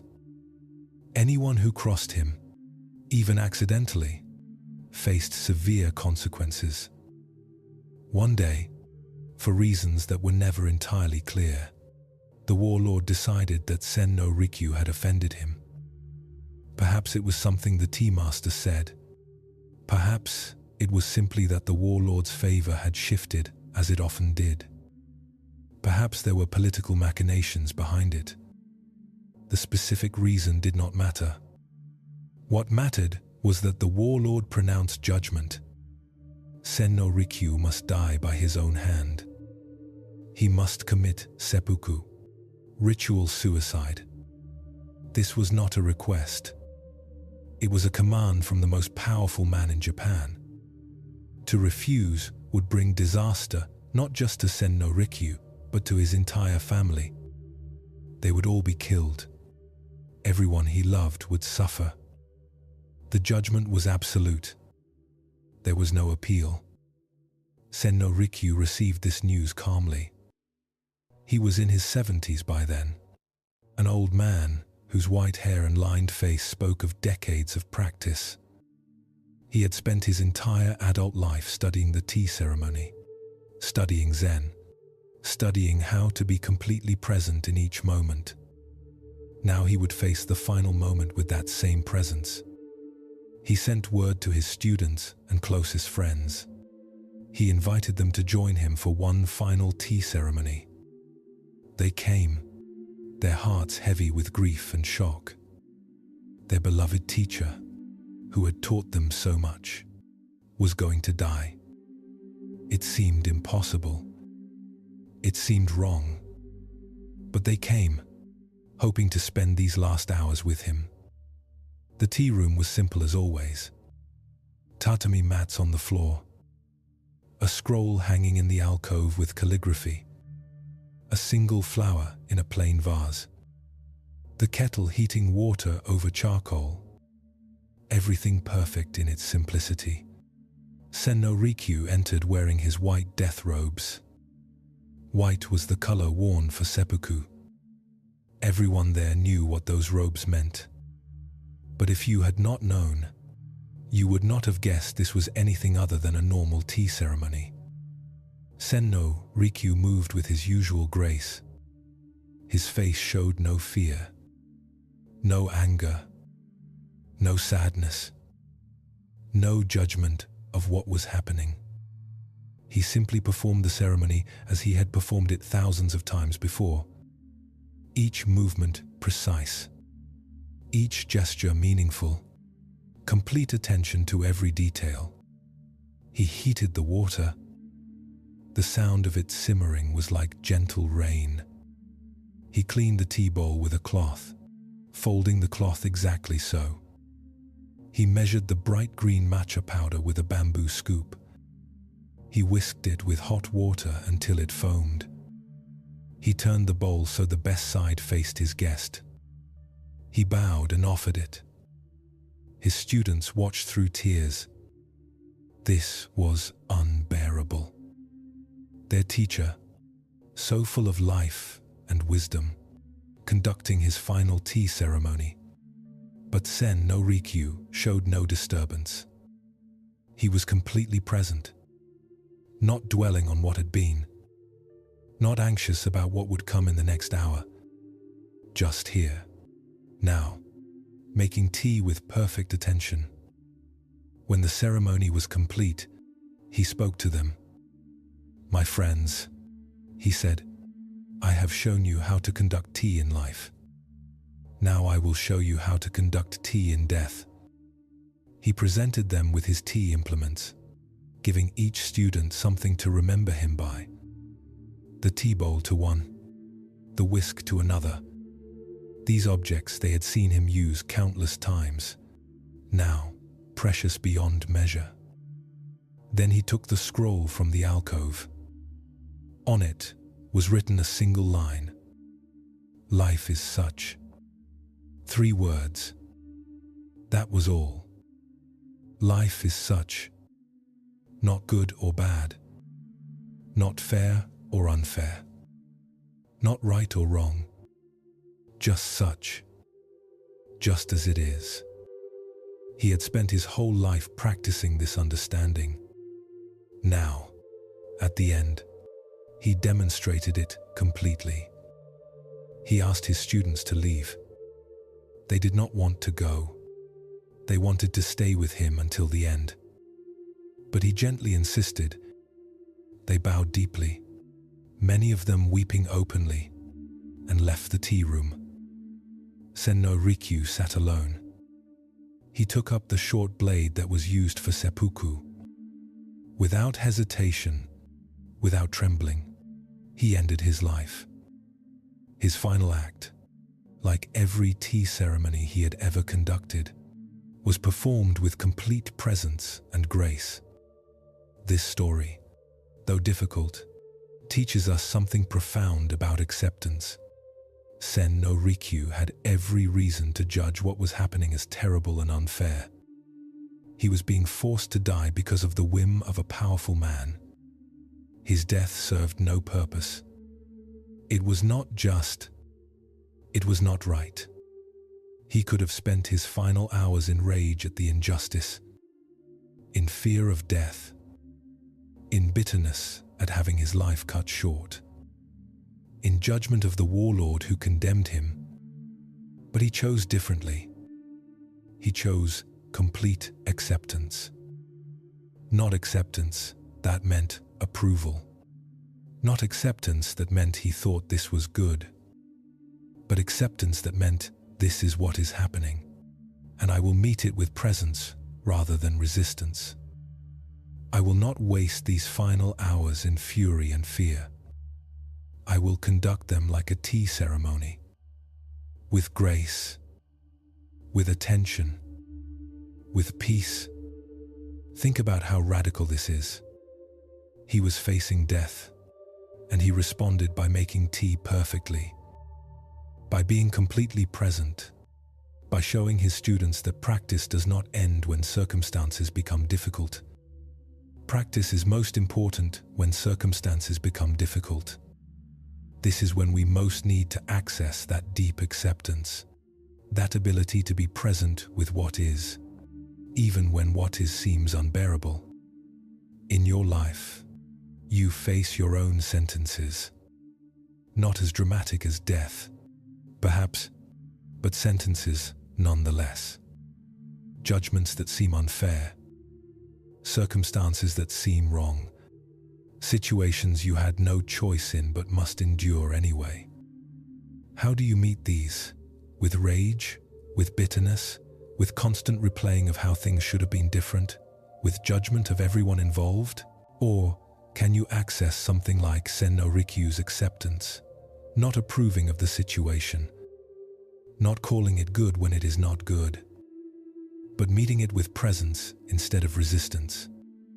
Choosing how you will conduct yourself within circumstances you cannot control, finding your grace even when life is not graceful. Consider a modern example. You lose your job unfairly. You were doing good work and someone else's politics got you fired. You could spend every day in anger. You could judge your former boss as terrible. You could replay what happened endlessly, making yourself more and more bitter. All of this would be understandable. The situation is unjust. Or you could accept what is. The job is gone. That is the reality. You can acknowledge it is unfair without spending every moment fighting against what has already happened. You can focus your energy on the next steps, on finding new work, on being present with your family, on on conducting yourself with dignity even in difficult circumstances. Like making tea perfectly even when wearing death robes. This does not mean never addressing injustice. It does not mean never trying to change what can be changed. But it means not adding the extra layer of suffering that comes from non-acceptance of what has already occurred. From judging it, fighting it internally, wishing it were different, making yourself sick with resistance to reality. Sen no Rikyu's final tea ceremony was his way of saying, life is such. Life contains beauty and death, joy and sorrow, justice and injustice. It is all mixed together.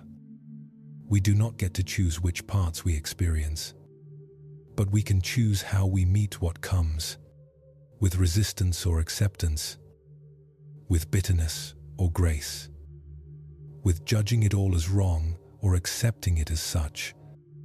His students never forgot that final ceremony.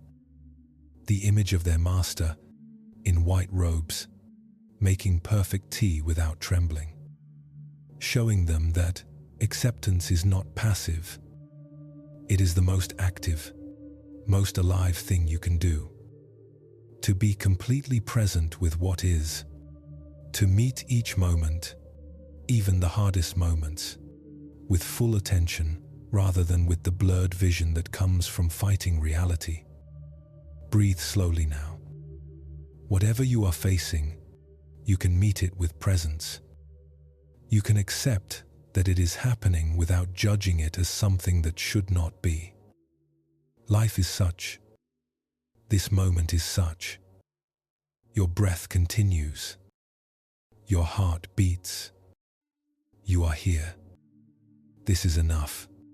Two monks debating. In ancient China, there were two monks who loved to engage in philosophical debates. They were both sincere practitioners. Both studied the sutras diligently. Both meditated regularly. But they saw things differently, and they would argue endlessly about the nature of reality. One day they were walking through the temple courtyard together. A flag was hanging from a pole, and a strong wind was blowing. The flag was flapping wildly, snapping in the breeze. The sound of the fabric whipping back and forth filled the courtyard. The first monk stopped and pointed at the flag. "Look," he said. "The flag is moving." The second monk shook his head. "You are wrong. It is not the flag that is moving. It is the wind that is moving. The flag is just responding to the wind's movement." "How can you say that?" the first monk replied. "I can clearly see the flag moving back and forth. The movement is in the flag." "No, no," said the second monk. "The flag has no power to move itself. All movement comes from the wind. Without the wind, the flag would hang still. Therefore, it is the wind that moves, not the flag." "But the wind is invisible," argued the first monk. "What we see moving is the flag. The flag is moving through space. That is an undeniable fact. The fact is that wind is the cause," the second monk insisted. "The flag is merely the effect. You are confusing effect with cause. The essential reality is that the wind moves." They continued this debate, their voices getting louder. Other monks gathered to listen. Some sided with one, some with the other. The debate became more heated. They cited Buddhist philosophy. They referenced sutras. They built complex arguments about causation and reality, about what was primary and what was secondary. A Zen master happened to be walking through the courtyard. His name was Hui Neng, and he was known for cutting through complexity to reveal simple truth. He heard the debate and paused. He listened to the arguments flying back and forth. Flag moves. Wind moves. Flag moves. Wind moves. Finally, Huineng spoke. His voice was not loud, but it cut through the argument clearly. Both monks stopped and turned to him. The courtyard became quiet. Neither the wind nor the flag is moving, Huineng said. It is mind that moves. The two monks stood there. Their mouths opened, but no arguments came. The other monks who had gathered murmured. Some nodded slowly. Some looked confused. But the two arguing monks suddenly saw what they had been doing. They had been so caught up in their debate, in their judgments about what was true and what was false, that they had forgotten the essential teaching. The flag appeared to move. The wind appeared to move. But both the perception and the interpretation of that perception were happening in the mind. The mind was creating the entire experience. The mind was judging one thing as moving and another as still, dividing reality into this and that, arguing about which view was correct. The mind was moving, jumping from idea to idea, from position to position. That was the real movement. When Huineng pointed this out, the two monks felt their minds become still. The flag still flapped. The wind still blew. But the internal argument, the internal movement of judgment and counter-judgment, it stopped. In that stillness, they saw what they had been missing. They bowed to Huineng and walked away in silence, no longer debating. This teaching reveals something crucial about the nature of judgment. The two monks were not bad people. They were not being intentionally argumentative or difficult. They genuinely wanted to understand reality correctly. But their desire to be right, their attachment to their positions, their judgment that one view was correct and the other incorrect, created suffering for both of them, created agitation, created conflict. Notice that both monks could make good arguments for their positions. The flag was moving through space. That was observably true. The wind was causing the movement. That was also true. They were both right and both wrong because they had divided reality into pieces and were arguing about which piece was the real reality. This is what our minds do constantly. We take the flowing wholeness of experience and we divide it. This is good. That is bad. This is right. That is wrong. This caused that. That caused this. We create distinctions and then we argue about them, either with others or internally with ourselves. We judge our judgments. We defend our positions. We build complex structures of thought. And all of this is the mind moving, creating complexity, creating conflict. Think about your own internal debates. How often do you argue with yourself? Should I do this or that? Was I right or was I wrong? Did they mean this or did they mean that? Your mind moves back and forth, judging, evaluating, weighing, never settling. You lie awake at night and your mind is like the flag in the wind, whipping back and forth, back and forth. This is the movement Huineng was pointing to. Or think about debates with others, political arguments, philosophical discussions, even simple disagreements about how to do something. Each person is certain their view is correct. Each person judges the other's view as wrong. Both defend their positions. The debate goes on and on. Both people leave frustrated. Nothing has been resolved. Only the mind has moved, agitating itself and agitating others. Huineng's teaching is that we can step out of this. we can recognize that all these movements, all these judgments and arguments and positions are mind movements. They are not ultimate reality. They are the activity of mind. And mind can become still.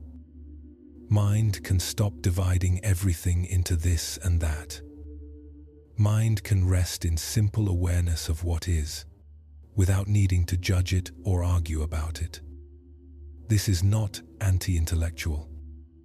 It is not saying we should never think or analyze or discuss, but it is pointing to the suffering that comes from attachment to our views, from judging our way as the right way and other ways as wrong, from the constant internal movement of trying to figure everything out, trying to be right, trying to win the argument even when it is just an argument with ourselves. When mind becomes still, the flag is still the flag and the wind is still the wind. Reality does not change, but our relationship to it changes. We can see without needing to judge. We can observe without needing to take a position. We can experience without dividing it into good and bad, right and wrong, true and false. Consider something you feel certain about, some position you hold strongly. Notice the energy of that certainty. Notice how it creates movement in your mind when you think about it. Notice how it creates agitation when someone disagrees. Notice how it creates a need to defend, to argue, to be proven right.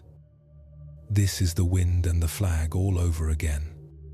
Your mind moving, creating conflict. What if you could let that movement settle, not by changing your position necessarily, but by holding it more lightly, by recognizing it as a view, one way of seeing, not the only truth, by allowing that others might see differently without either of you being wrong, by finding stillness even in the midst of different perspectives? The two monks learned this that day. They had been creating suffering for themselves and each other through their debate. They thought they were seeking truth, but really they were just creating mental agitation. When Hui Neng showed them that mind was moving, they could let it become still. They could see the flag and the wind without needing to argue about which was really moving. They could rest in awareness without judgment. Your mind can find this stillness too. Right now, as you listen to these words, notice your thoughts moving. Notice judgments arising. Notice opinions forming. Notice the urge to agree or disagree. And notice that you can simply watch all of this without engaging with it. Like watching the flag in the wind. It moves. Mind moves. You do not have to join the movement. You can be still, watching, aware, at peace. Breathe gently now. Let your mind settle like dust falling in still water. The thoughts may still arise. Judgments may still appear. But you do not have to move with them. You can rest in the stillness that holds it all. Flag moves. Wind moves. Mind moves.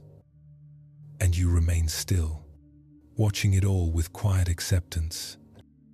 The boy and the scorpion.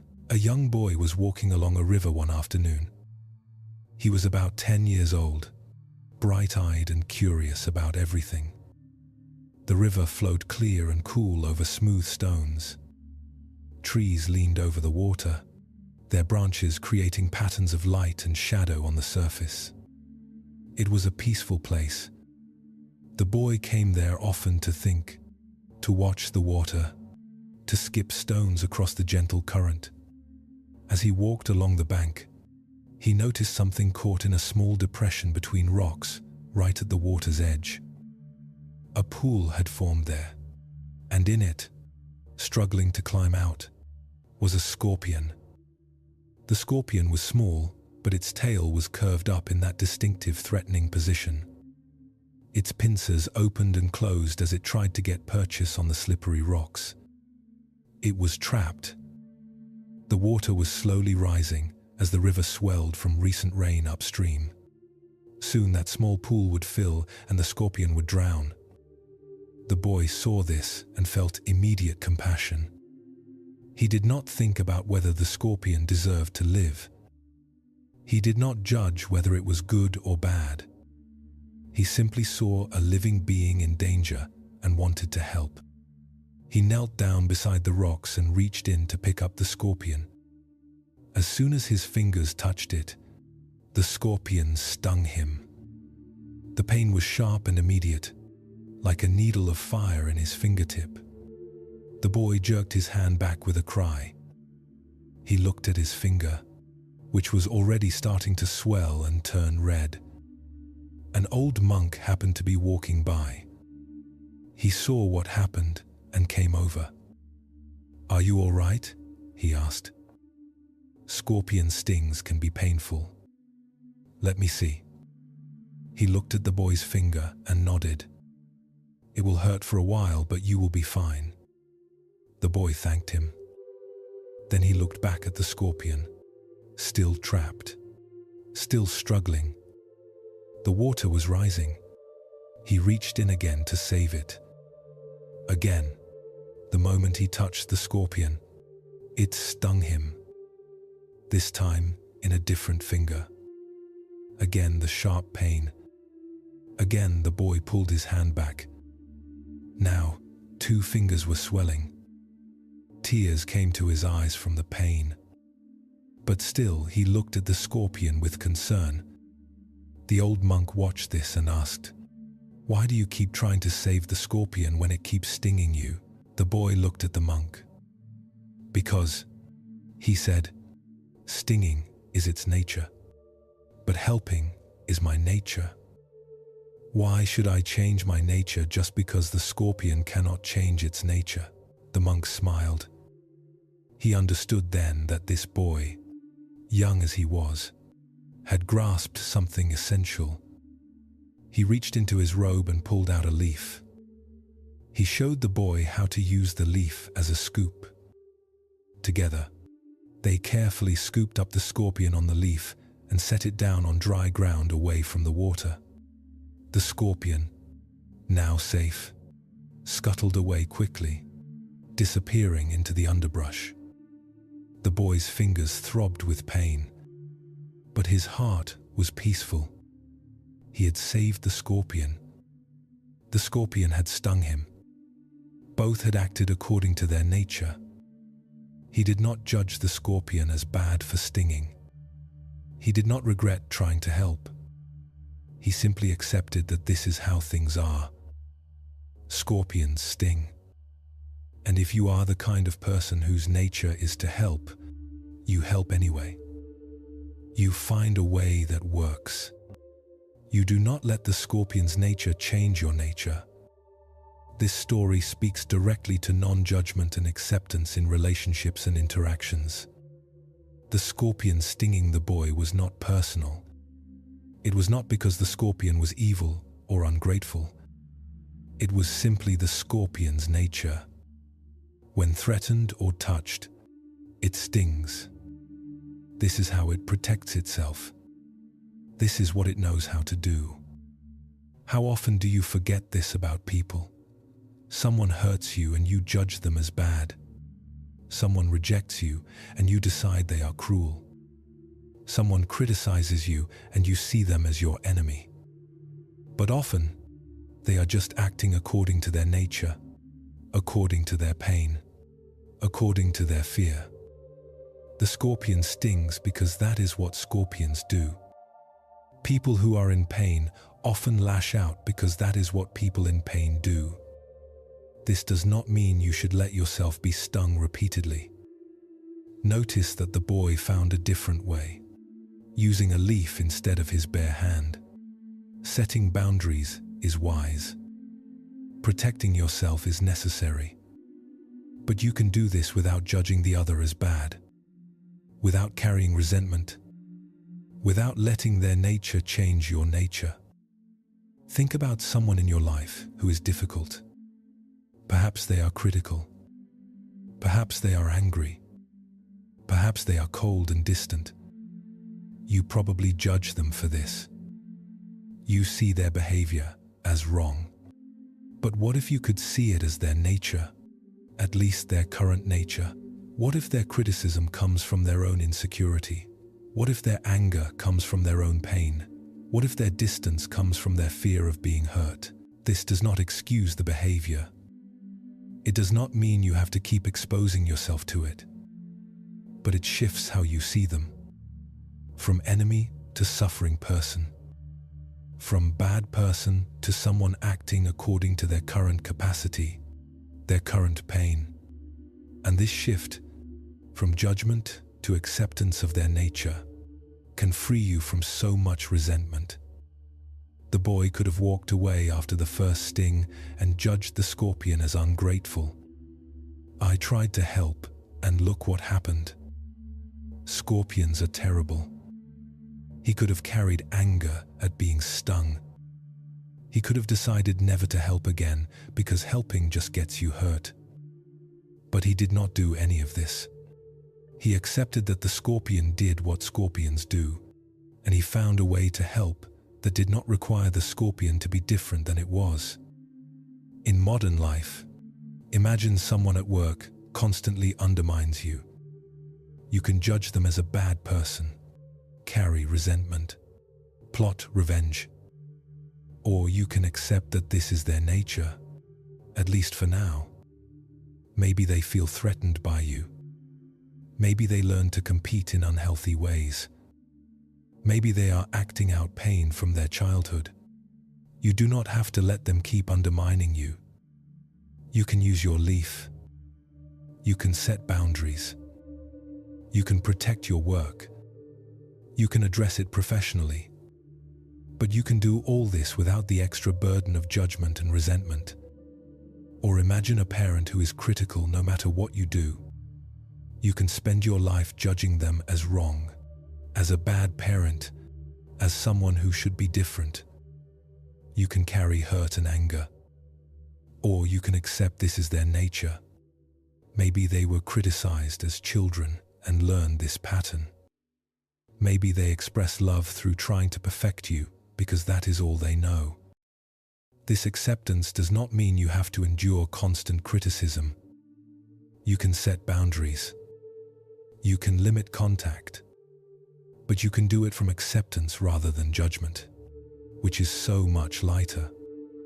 The boy's wisdom was in knowing his own nature. Helping is my nature. He did not let the scorpion's stinging change this. He did not become bitter or hard. He remained himself and found a skillful way to help. This is the freedom that comes from acceptance. You can be who you are without needing others to be different than they are. What is your nature? What are your true values? Kindness, perhaps. Honesty, compassion, creativity. Whatever they are, can you live them even when others act according to their nature? Can you be kind even to those who are not kind to you? Can you be honest even when others lie? Can you be compassionate even when you are met with indifference? Not by letting yourself be hurt repeatedly, but by finding skillful ways, finding your leaf that allows you to remain true to yourself. This is deep acceptance. Accepting that scorpions sting. Accepting that difficult people are difficult. Accepting that the world contains both helping and hurting. And choosing your response based on who you are, not based on what others do. This is freedom from the tyranny of needing everyone else to change before you can be at peace. Breathe gently. Think of someone who has hurt you, someone whose nature has been to sting. Can you see them without judgment? Can you see them as a scorpion being a scorpion? This does not mean accepting continued harm. It means accepting their nature and protecting yourself wisely while remaining true to your own nature. Feel how much lighter this is than carrying judgment and resentment. The village and the new teacher. In a remote mountain village, the people lived simple lives. They farmed the terraced fields that climbed the hillsides. They raised chickens and goats. They gathered mushrooms from the forest. Their days followed the rhythms of seasons, planting and harvesting, the same patterns their grandparents and great-grandparents had followed. Change came slowly to this village, if it came at all. One autumn, a new village arrived.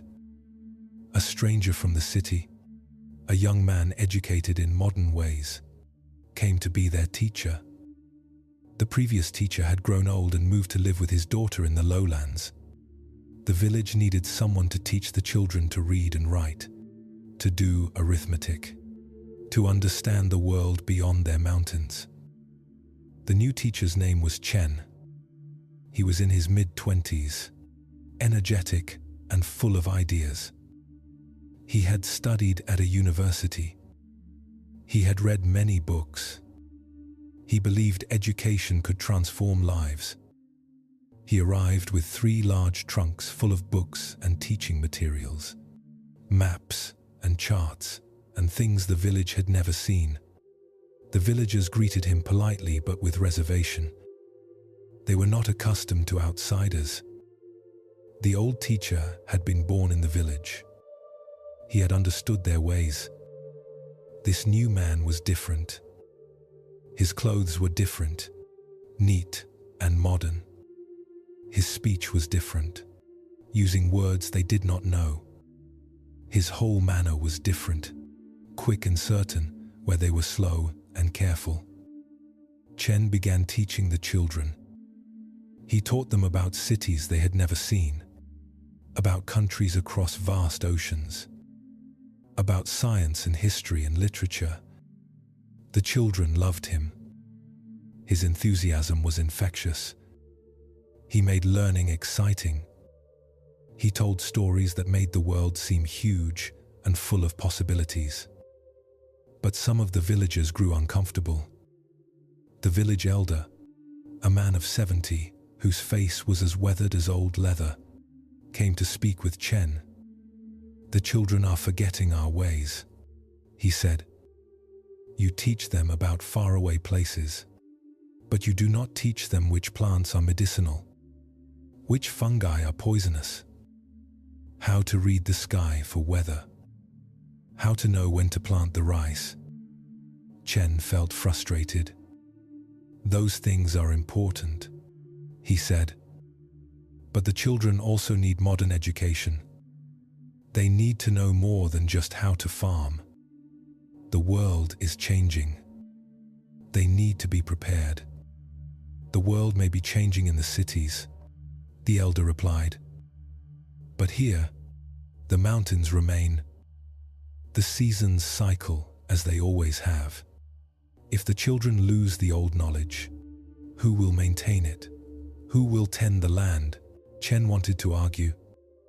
He wanted to say that holding on to old ways kept people trapped in poverty and ignorance.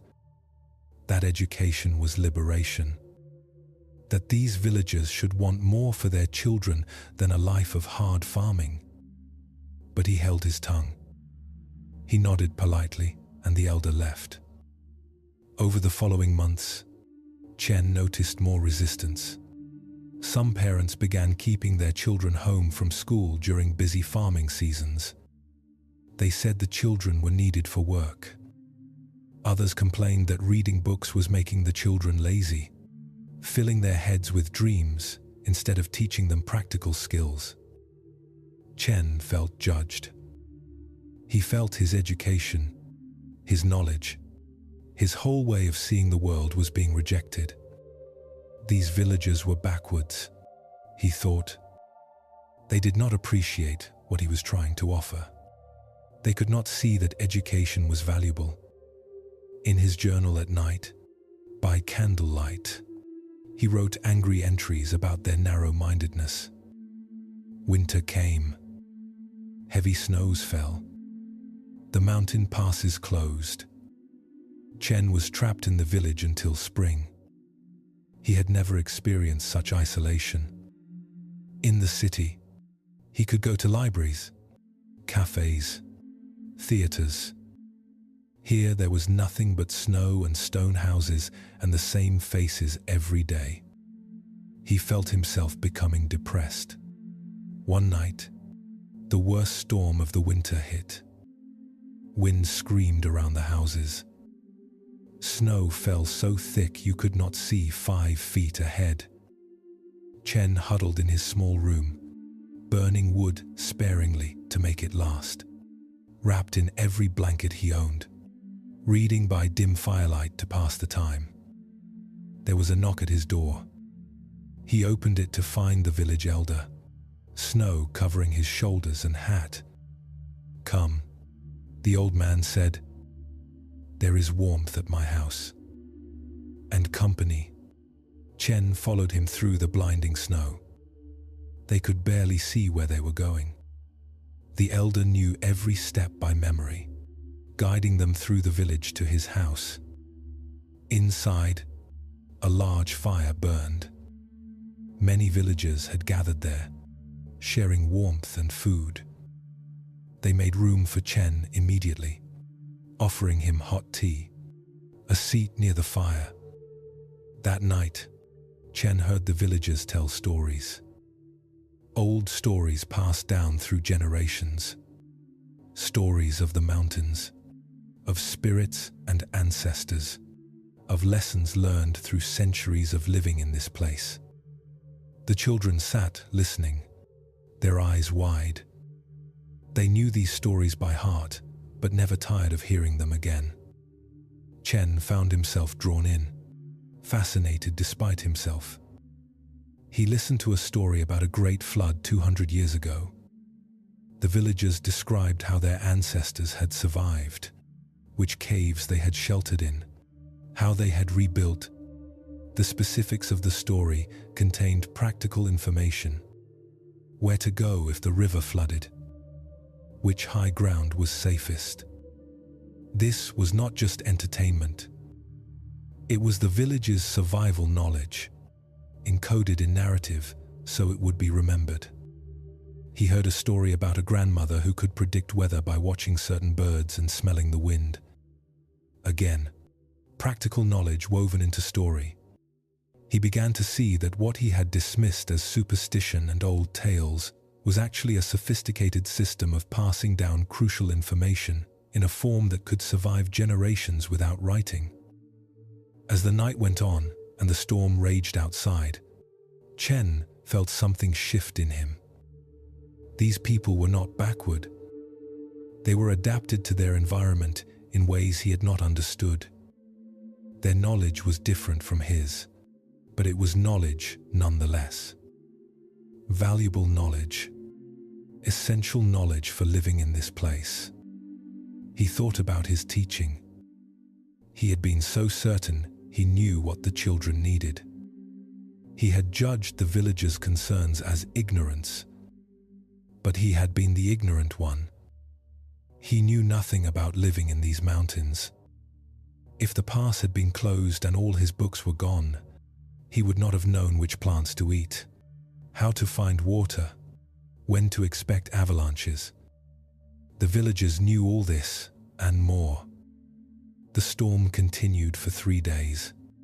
Chen stayed with the villagers, listening and learning. He learned which stars they navigated by.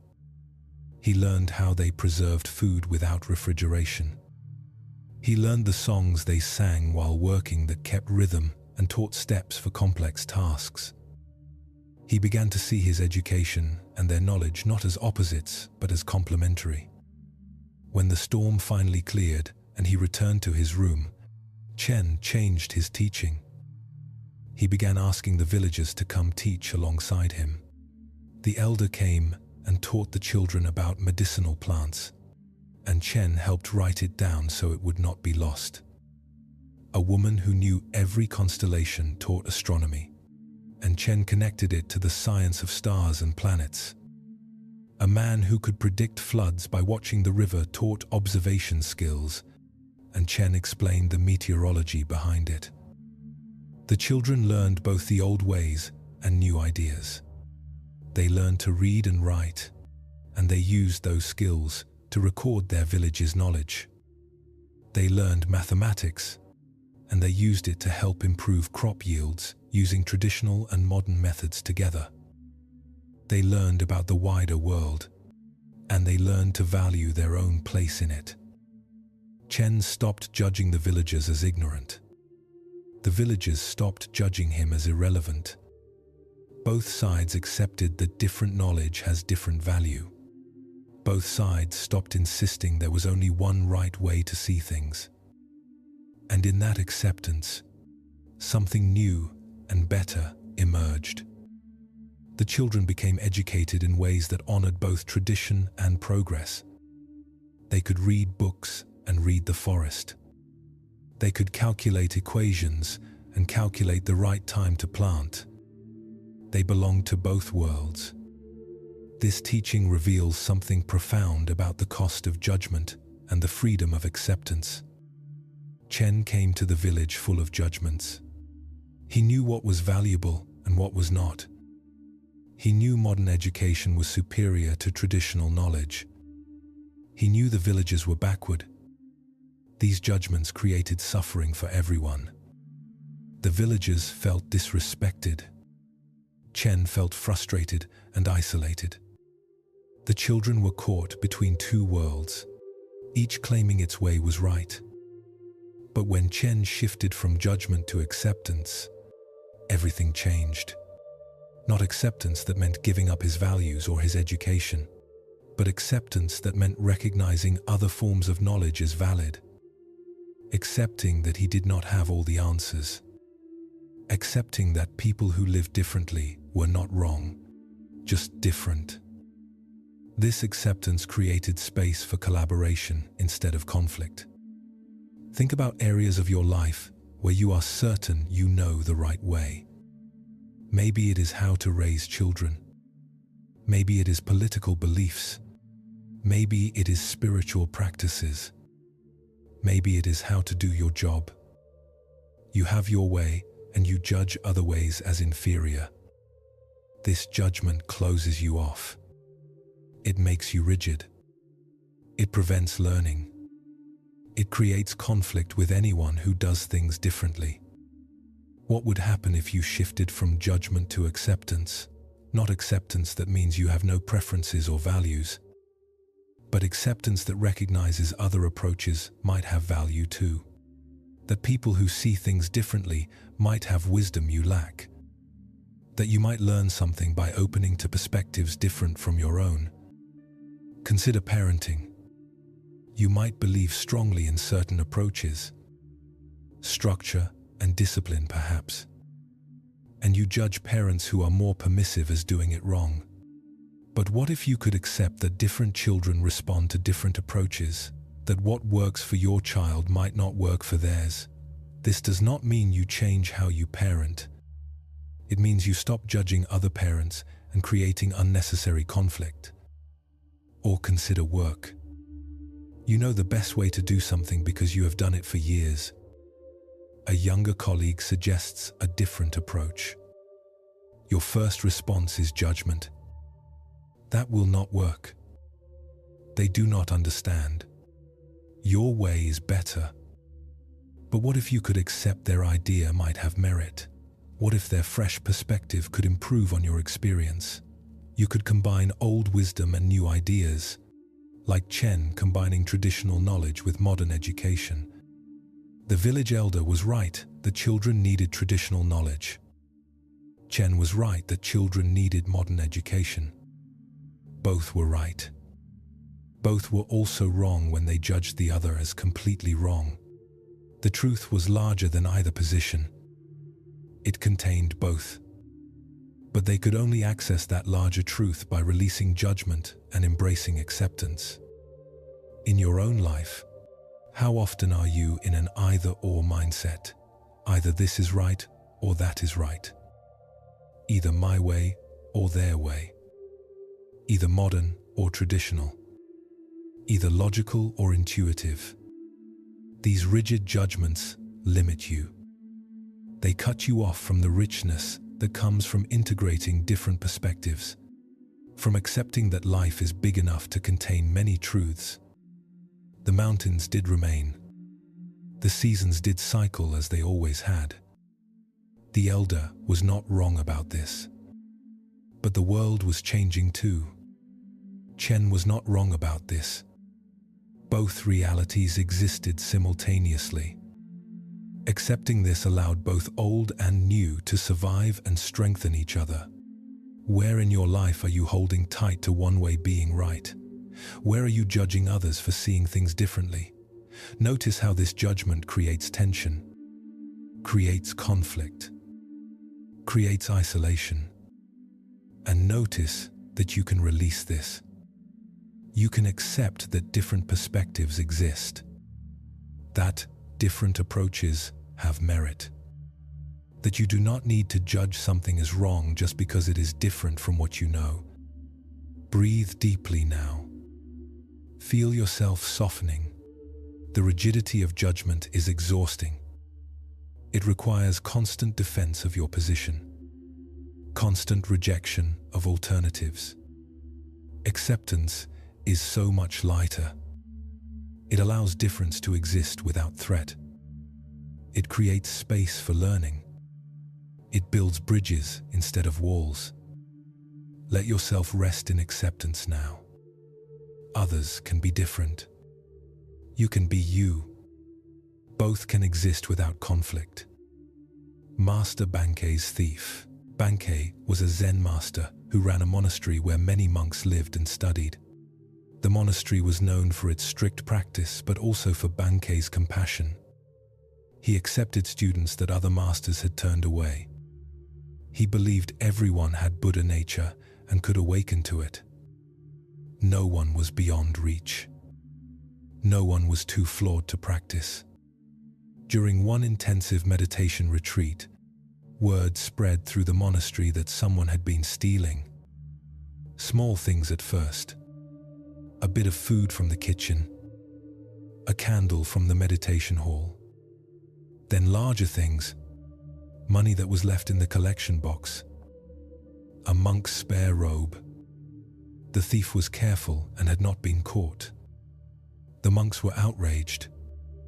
Their practice was about virtue, about honesty, about letting go of selfish desires.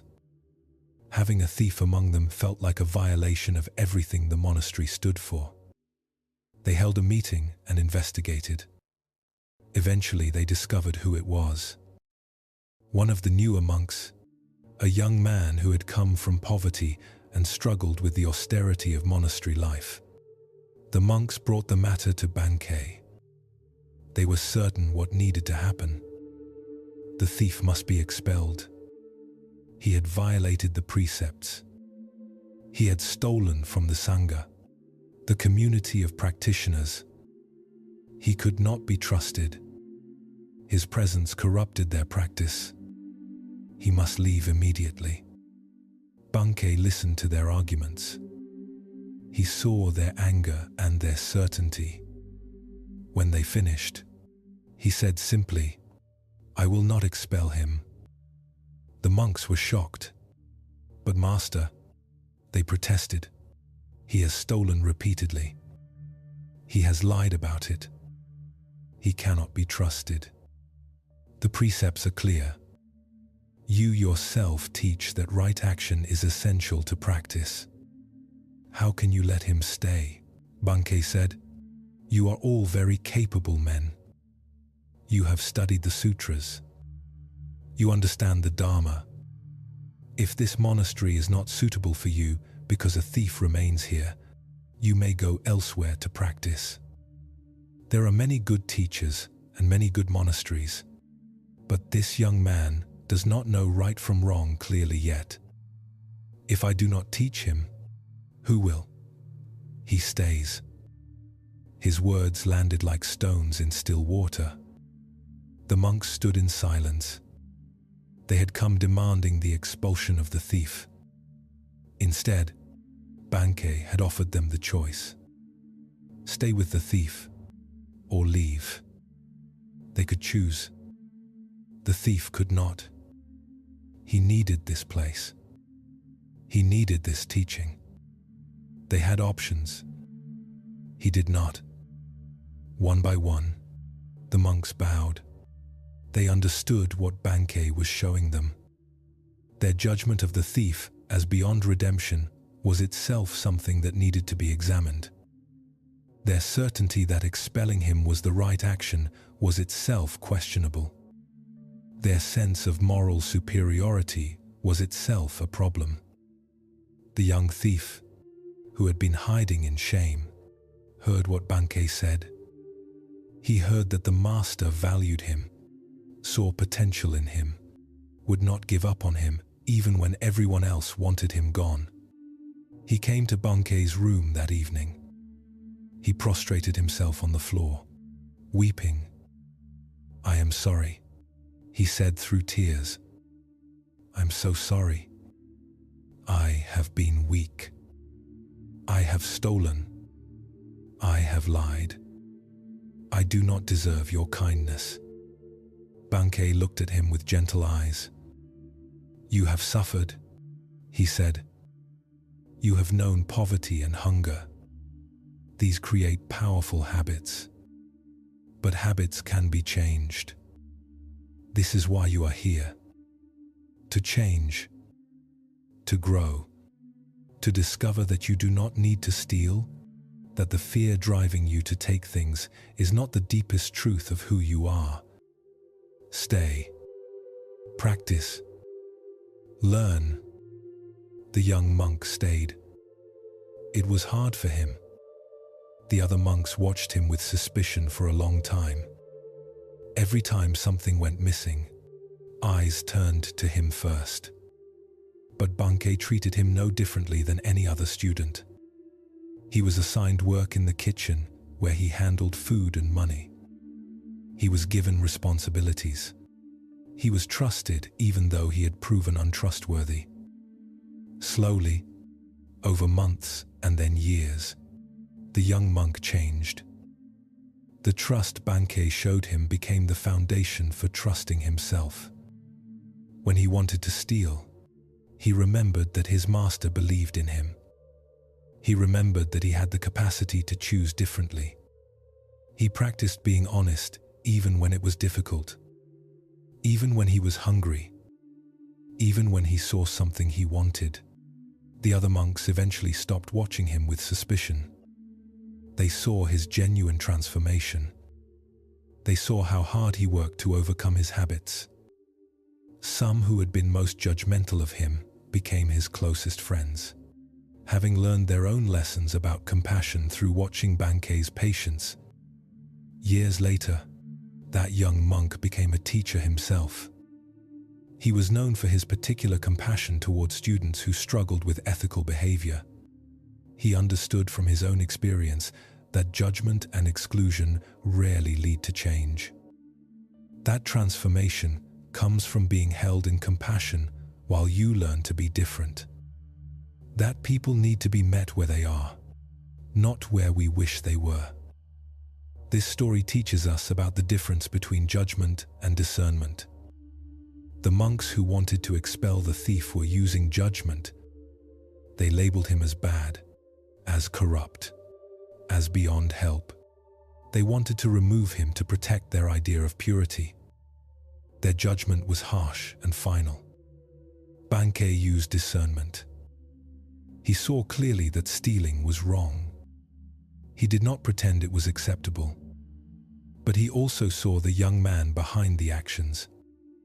He saw suffering. He saw confusion. He saw someone who had not yet learned a better way. His discernment allowed him to respond with wisdom rather than with harsh judgment.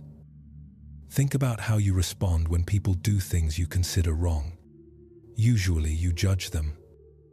You label them. Bad person. Selfish person. Dishonest person. The label becomes who they are to you. And once labeled, they are fixed in your mind. There is no room for them to be different. no room for change or growth. The judgment is final. But discernment is different.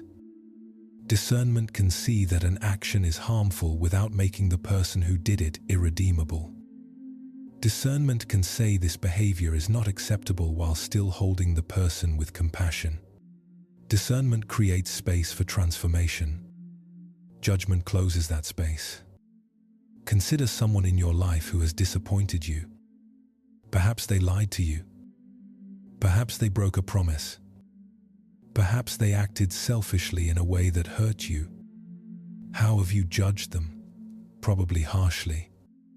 Probably you decided what kind of person they are based on that action.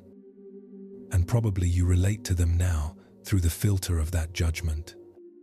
What if you could use discernment instead? You could acknowledge clearly that what they did was hurtful.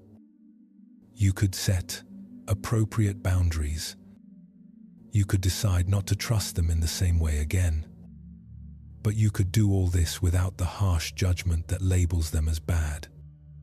You could hold the possibility that they too are learning, struggling, growing, that this action does not define them completely.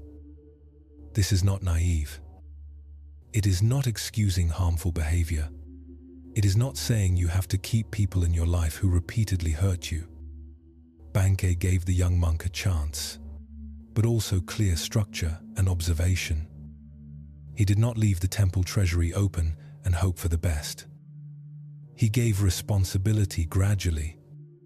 He combined compassion with wisdom. You can do the same. You can see people's failures with clear eyes. You can protect yourself. You can set boundaries. But you can do all this without the extra burden of harsh judgment, without deciding they are fundamentally bad, without closing off all possibility of change. The young thief needed Bankei's acceptance more than he needed judgment. He already knew he was doing wrong. He already felt ashamed. More judgment would not have helped. What transformed him was being held in compassion while also being held accountable. Being given a chance. Being trusted when he had proven untrustworthy. This created the conditions for real change. Think about your own failures. Times you have done things you are not proud of. Did judgment help you change? Or did it make you defensive? Make you want to hide? Make you feel hopeless about ever being different? Real change comes not from harsh self-judgment, but from being held in compassion while honestly facing what needs to change. If judgment does not help you transform, why would it help others? Yet we are so quick to judge. Someone makes a mistake and we decide who they are.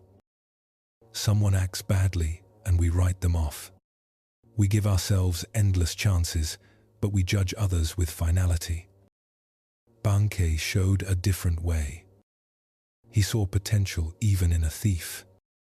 He refused to give up even when everyone else was certain the young man should be expelled.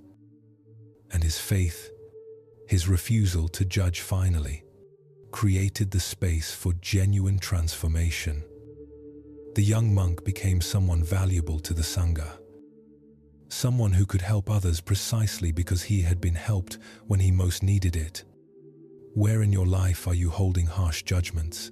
Who have you decided is bad? Wrong? Beyond help? What if you could soften that judgment just a little? Not excuse the behavior. Not remove all boundaries, but hold the person with a bit more compassion. See them as struggling and learning rather than as fundamentally flawed. See them as capable of change even if they have not changed yet. This shift from judgment to compassionate discernment might not change them, but it will change you.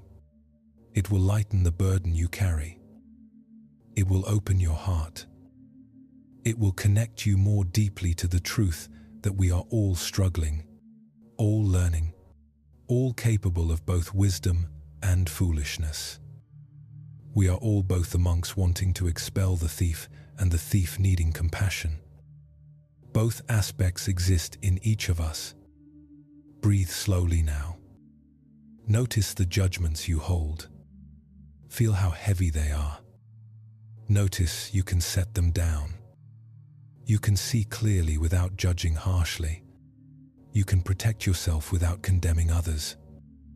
You can hold both accountability and compassion, both discernment and acceptance. Rest in this more spacious way of seeing. The moon cannot be stolen. In medieval Japan, there lived a Zen monk named Ryokan, who was beloved for his simplicity and his poetry.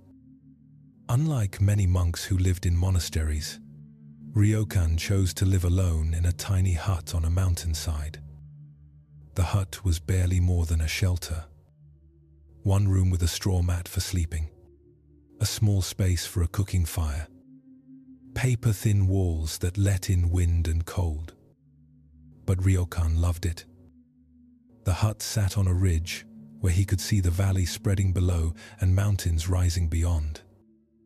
Ryokan owned almost nothing. A few worn robes, a begging bowl, some writing materials for his poetry. That was all. He survived on what villagers gave him when he went down the mountain to beg for food. Sometimes he had rice, sometimes just wild vegetables he gathered in the forest. He never complained. He wrote poems about moonlight and falling leaves, about simplicity and the beauty of having nothing to lose. One night, Ryokan returned to his hut late. He had been visiting friends in the village, sitting with them, drinking tea, sharing stories and laughter. It was past midnight when he climbed the mountain path back to his home. The night was clear. Stars scattered across the darkness. The moon, nearly full, hung huge and bright, flooding the mountainside with silver light. As Ryokan approached his hut, he saw the door was open. This was unusual. He had left it closed. He stepped inside carefully and saw immediately what had happened. A thief had been there. His few possessions were scattered across the floor. Someone had searched through everything, looking for things to steal. But there was nothing worth stealing. The thief had left empty-handed. The hut was so poor that even a thief could find nothing valuable enough to take. Ryokan looked around at the simple space. Everything was as it had been, just disturbed and scattered. Nothing was missing because there was nothing to miss. Ryokan began to feel sorry for the thief. What desperation must someone be in to climb all the way up this mountain, to break into a monk's hut hoping to find something valuable? The thief had wasted his time and effort. He had risked being caught, and he had found nothing. He was probably disappointed, frustrated, perhaps angry at himself for wasting the night on such a fruitless venture. Ryokan wished he had something to give the thief. He wished there had been something in his hut worth taking, so the thief would not have felt his effort was completely wasted. This was his genuine feeling. Not anger at the violation, not fear that the thief might return, not judgment of the person who had broken in, just compassion for someone who was obviously suffering enough to resort to thievery. He stepped outside his hut into the magnificent night. The moon was so bright it cast shadows. The mountains were visible in shades of silver and black. The valley below sparkled where the river caught moonlight. The beauty of it filled Ryokan completely. It always did. This was why he lived here. Not for possessions or comfort, but for moments like this, for the vast beauty available to anyone willing to look up.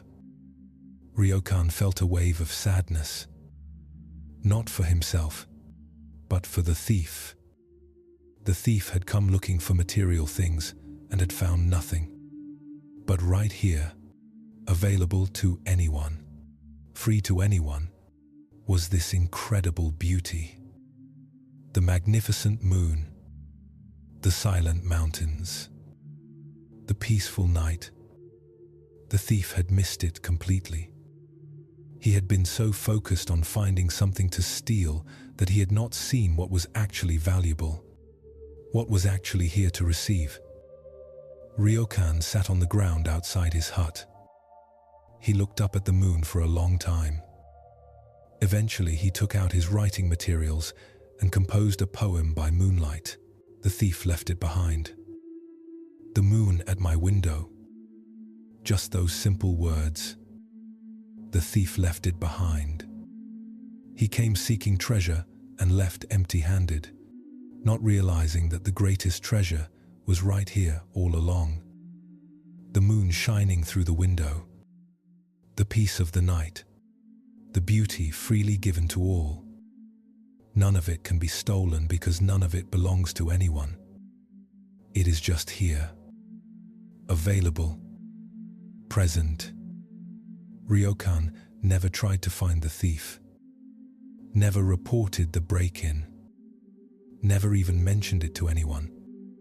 He simply fixed his hut, put his few things back in order, and continued his life exactly as before.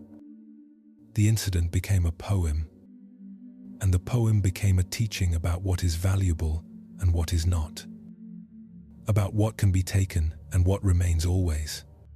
This teaching points to something essential about non-judgment and acceptance. Ryokan could have responded to the break-in in many ways. He could have been angry, violated, afraid. He could have judged the thief harshly as a criminal, as a bad person. He could have worried about his safety living alone on the mountain. He could have installed locks, become suspicious and guarded. Instead, he responded with compassion. He saw the suffering that leads someone to steal. He wished he had something to give. And then he shifted his attention to what was actually valuable. Not the material things he did not have anyway, but the beauty that was present. The moon that could not be stolen.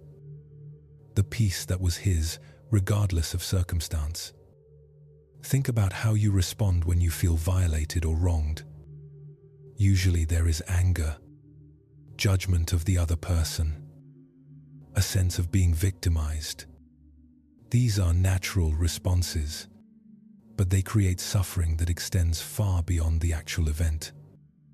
The break-in lasted however long it took the thief to search the hut. But anger and judgment can last for years. You can carry the sense of violation forever if you choose. Ryokan chose differently. He acknowledged what happened and immediately returned his attention to what was good, to what remained, to what could not be taken from him. His peace was not disturbed because his peace did not depend on having undisturbed possessions.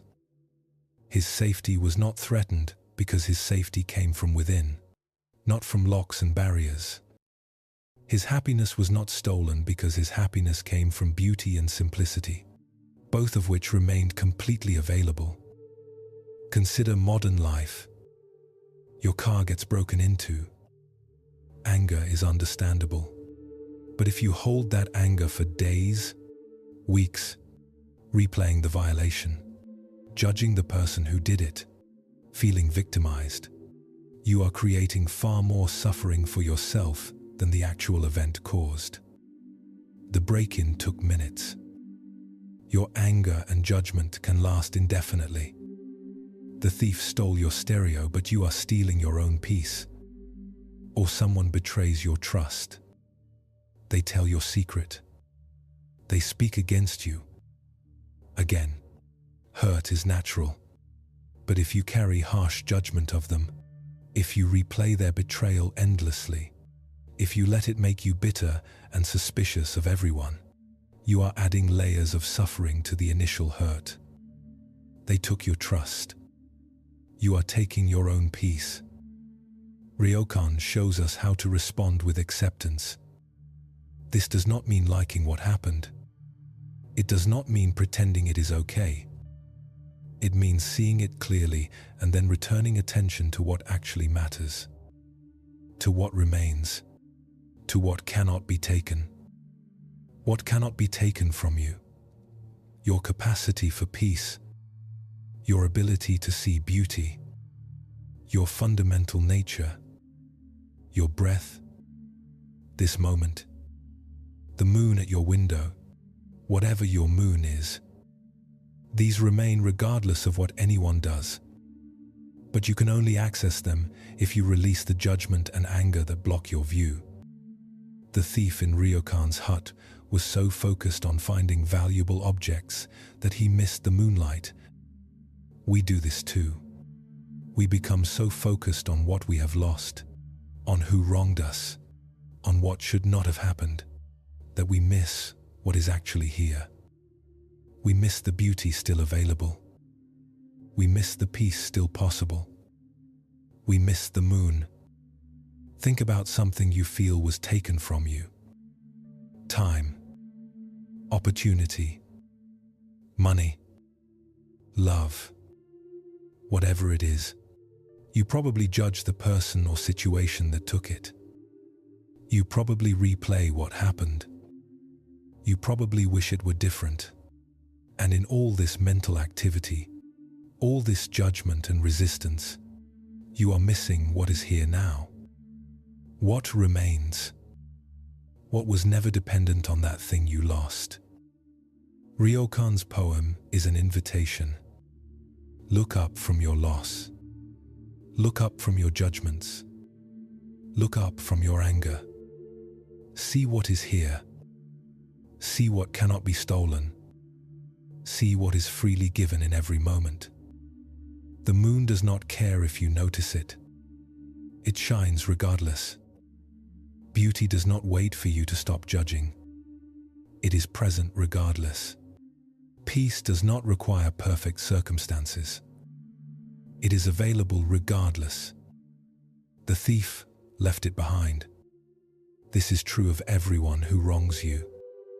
They may take things from you. They may hurt you, but they leave behind what is essential. They cannot touch your deepest nature. They cannot steal the moon. That remains, always.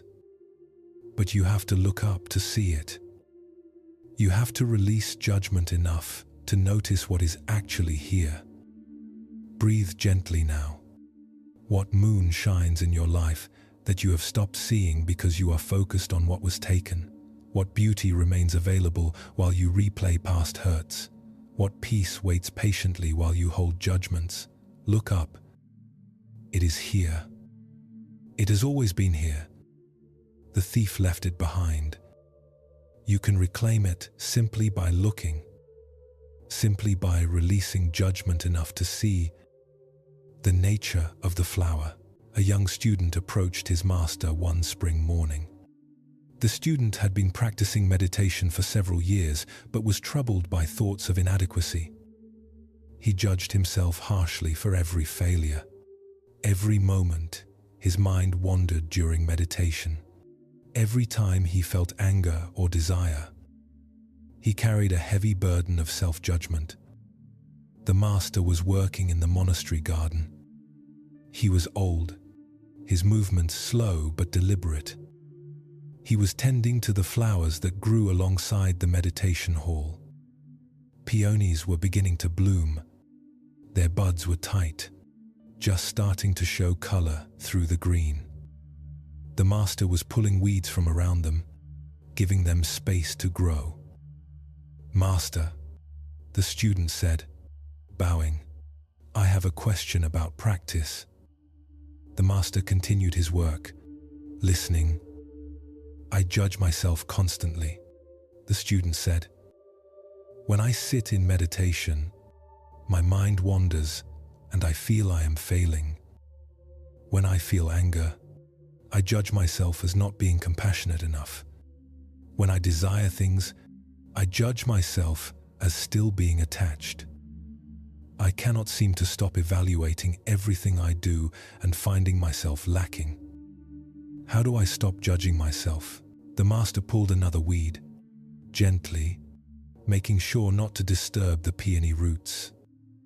He pointed to one of the peonies. This flower will bloom in a few days, he said. What do you think of it now? The student looked at the tight bud. It is beautiful, he said. The potential is there. Soon it will open. And when it opens fully? The master asked. What will you think then? It will be even more beautiful, the student said. Fully open. Magnificent. And when its petals begin to fall? The master asked. When it starts to wilt, the student hesitated. It will still be the same flower, just at a different stage. The master nodded. He moved to another peony, this one just starting to open. This flower does not judge itself for still being in bud yesterday. It does not feel inadequate because it is not yet fully open. It does not panic about the wilting that will come. It simply blooms according to its nature, in its time. Bud, flower, fading, all are the flower. All are natural. All are complete in themselves. He looked at the student. You are like this flower. Right now, you are where you are in your practice. Bud stage, perhaps. Opening, but not fully opened. This is not failure. This is not inadequacy. This is simply where you are. The flower in bud is not a failed flower. It is a perfect bud. You, with wandering mind, with anger, with desire, you are not a failed practitioner. You are a perfect student at exactly this stage of growth. The student absorbed this. But I should be further along, he protested.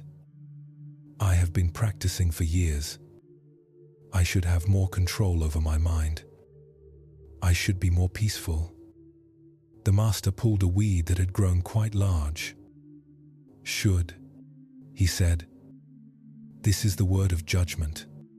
The flower does not think it should be blooming yet when it is still in bud. It does not compare itself to other flowers. It does not worry about whether its blooming schedule is correct. It simply blooms when it blooms.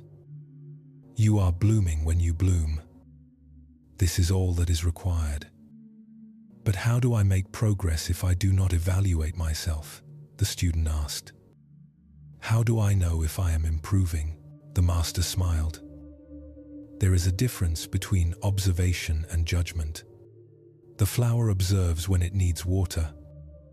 When it needs light, it responds to actual conditions. But it does not judge itself as bad for needing water. It does not feel ashamed for needing light. You too can observe your mind. Notice when it wanders. Notice when anger arises. Notice when desire pulls you. But you do not need to judge any of this as making you a bad person or a failed student. He returned to his weeding. When you notice your mind wanders, you can simply bring it back. This is observation and response. When you notice anger, you can observe what triggered it and breathe with it. This is observation and response. When you notice desire, you can observe what you truly need versus what you think you need. This is observation and response. None of this requires harsh judgment. The student sat down on the garden path. He watched the master work. He thought about all the hours he had spent beating himself up mentally for not being perfect, for not being enlightened yet, for not having a constantly peaceful mind. All that self-judgment had only made practice harder, not easier. The flower trusts its nature. the master said after a while. It trusts that if it gets sun and water and good soil, it will bloom. It does not force the blooming. It does not judge the blooming as too slow. It trusts the process. You must trust your nature too. You have Buddha nature. Everyone does. It will bloom. It is blooming right now. Actually, even though you cannot see it clearly yet because you are so busy judging yourself. The master stood, his work finished for the moment. The garden looked tended and peaceful. Flowers in various stages of growth. Some buds, some fully open, some beginning to fade. All beautiful, all exactly as they should be. Come, he said to the student. Let us sit in meditation. And when your mind wanders, do not judge yourself. Just notice, like noticing a flower is still in bud, and gently return. This is all, just this, over and over, wandering and returning. Both are part of the practice. Both are the flower blooming. This teaching addresses perhaps the most common and painful form of judgment we engage in, self-judgment. We are often far harsher with ourselves than we would ever be with others. We judge our thoughts, our feelings, our progress, our appearance, our achievements. We carry impossible standards and beat ourselves up for not meeting them. The master's teaching about the flower offers a different way. Everything has its season. Everything has its time. A bud is not a failed flower. It is a perfect bud. You, exactly as you are right now, with all your imperfections and struggles. You are not a failed version of who you should be. You are a perfect you at this exact stage of growth and development. Think about how much energy you waste in self-judgment. You meditate and your mind wanders and you decide you are bad at meditation. You get angry and you decide you are not spiritual enough. You desire something and you decide you are too attached. You make a mistake at work and you decide you are incompetent. You say something awkward and you decide you are socially hopeless. On and on. Constant judgment of yourself as not good enough. But what if you could observe these same things without judgment? Your mind wanders. Okay, that is what minds do. Bring it back. You feel angry. Okay. What triggered that? Breathe with it. Let it move through. You desire something. Okay. What need is beneath that desire? How can you meet it skillfully? You made a mistake. Okay. What can you learn from it? How can you do differently next time? Same observations. Same events. But without the heavy layer of judgment that makes everything so much harder. Without the voice that says you are failing, you are not good enough. You should be different than you are. Just clear seeing. Clear responding. Like the flower that notices it needs water and drinks. No shame, no judgment, just response to what is. The danger of harsh self-judgment is that it actually prevents growth. When you judge yourself harshly, you become defensive even against yourself. You hide from yourself. You avoid looking at what needs attention because looking at it triggers such painful judgment. But when you can observe without judgment, you can see clearly. You can acknowledge what needs work without it, meaning you are fundamentally flawed. The flower will bloom. Your practice will deepen. Your understanding will grow. But not because you judge yourself harshly. That does not make flowers bloom faster. That does not make people grow faster. What supports growth is gentle attention, proper care, patience, trust in the natural process. This is true for flowers, and it is true for you. Consider how you talk to yourself in your mind. Would you talk to a friend that way? Would you talk to a child that way? Probably not. You would be kind. You would be encouraging. You would acknowledge their efforts. You would trust their growth. You would not expect them to be perfect immediately. Why do you deny yourself this same kindness? Self-compassion is not self-indulgence. It is not making excuses. It is not avoiding responsibility. It is simply treating yourself the way the master treats the flower, with respect for where you are, with trust in your natural capacity to grow, with patience for the process, with observation instead of judgment. What if today you practice speaking to yourself the way the master speaks to the flower? You are exactly where you should be. You are blooming in your time. Bud, flower, fading, all are perfect. All are complete. Trust your nature. Trust the process. Be patient with yourself. Notice how different this feels from your usual self-talk. Notice how much lighter it is. Notice how it actually creates more space for real growth. Not because you are beating yourself up, but because you are held in compassion while you learn and develop. Breathe gently. You are the flower. Right now, exactly as you are. You are perfect at this stage. Your wandering mind is part of the bloom. Your imperfections are part of the bloom. Your struggles are part of the bloom.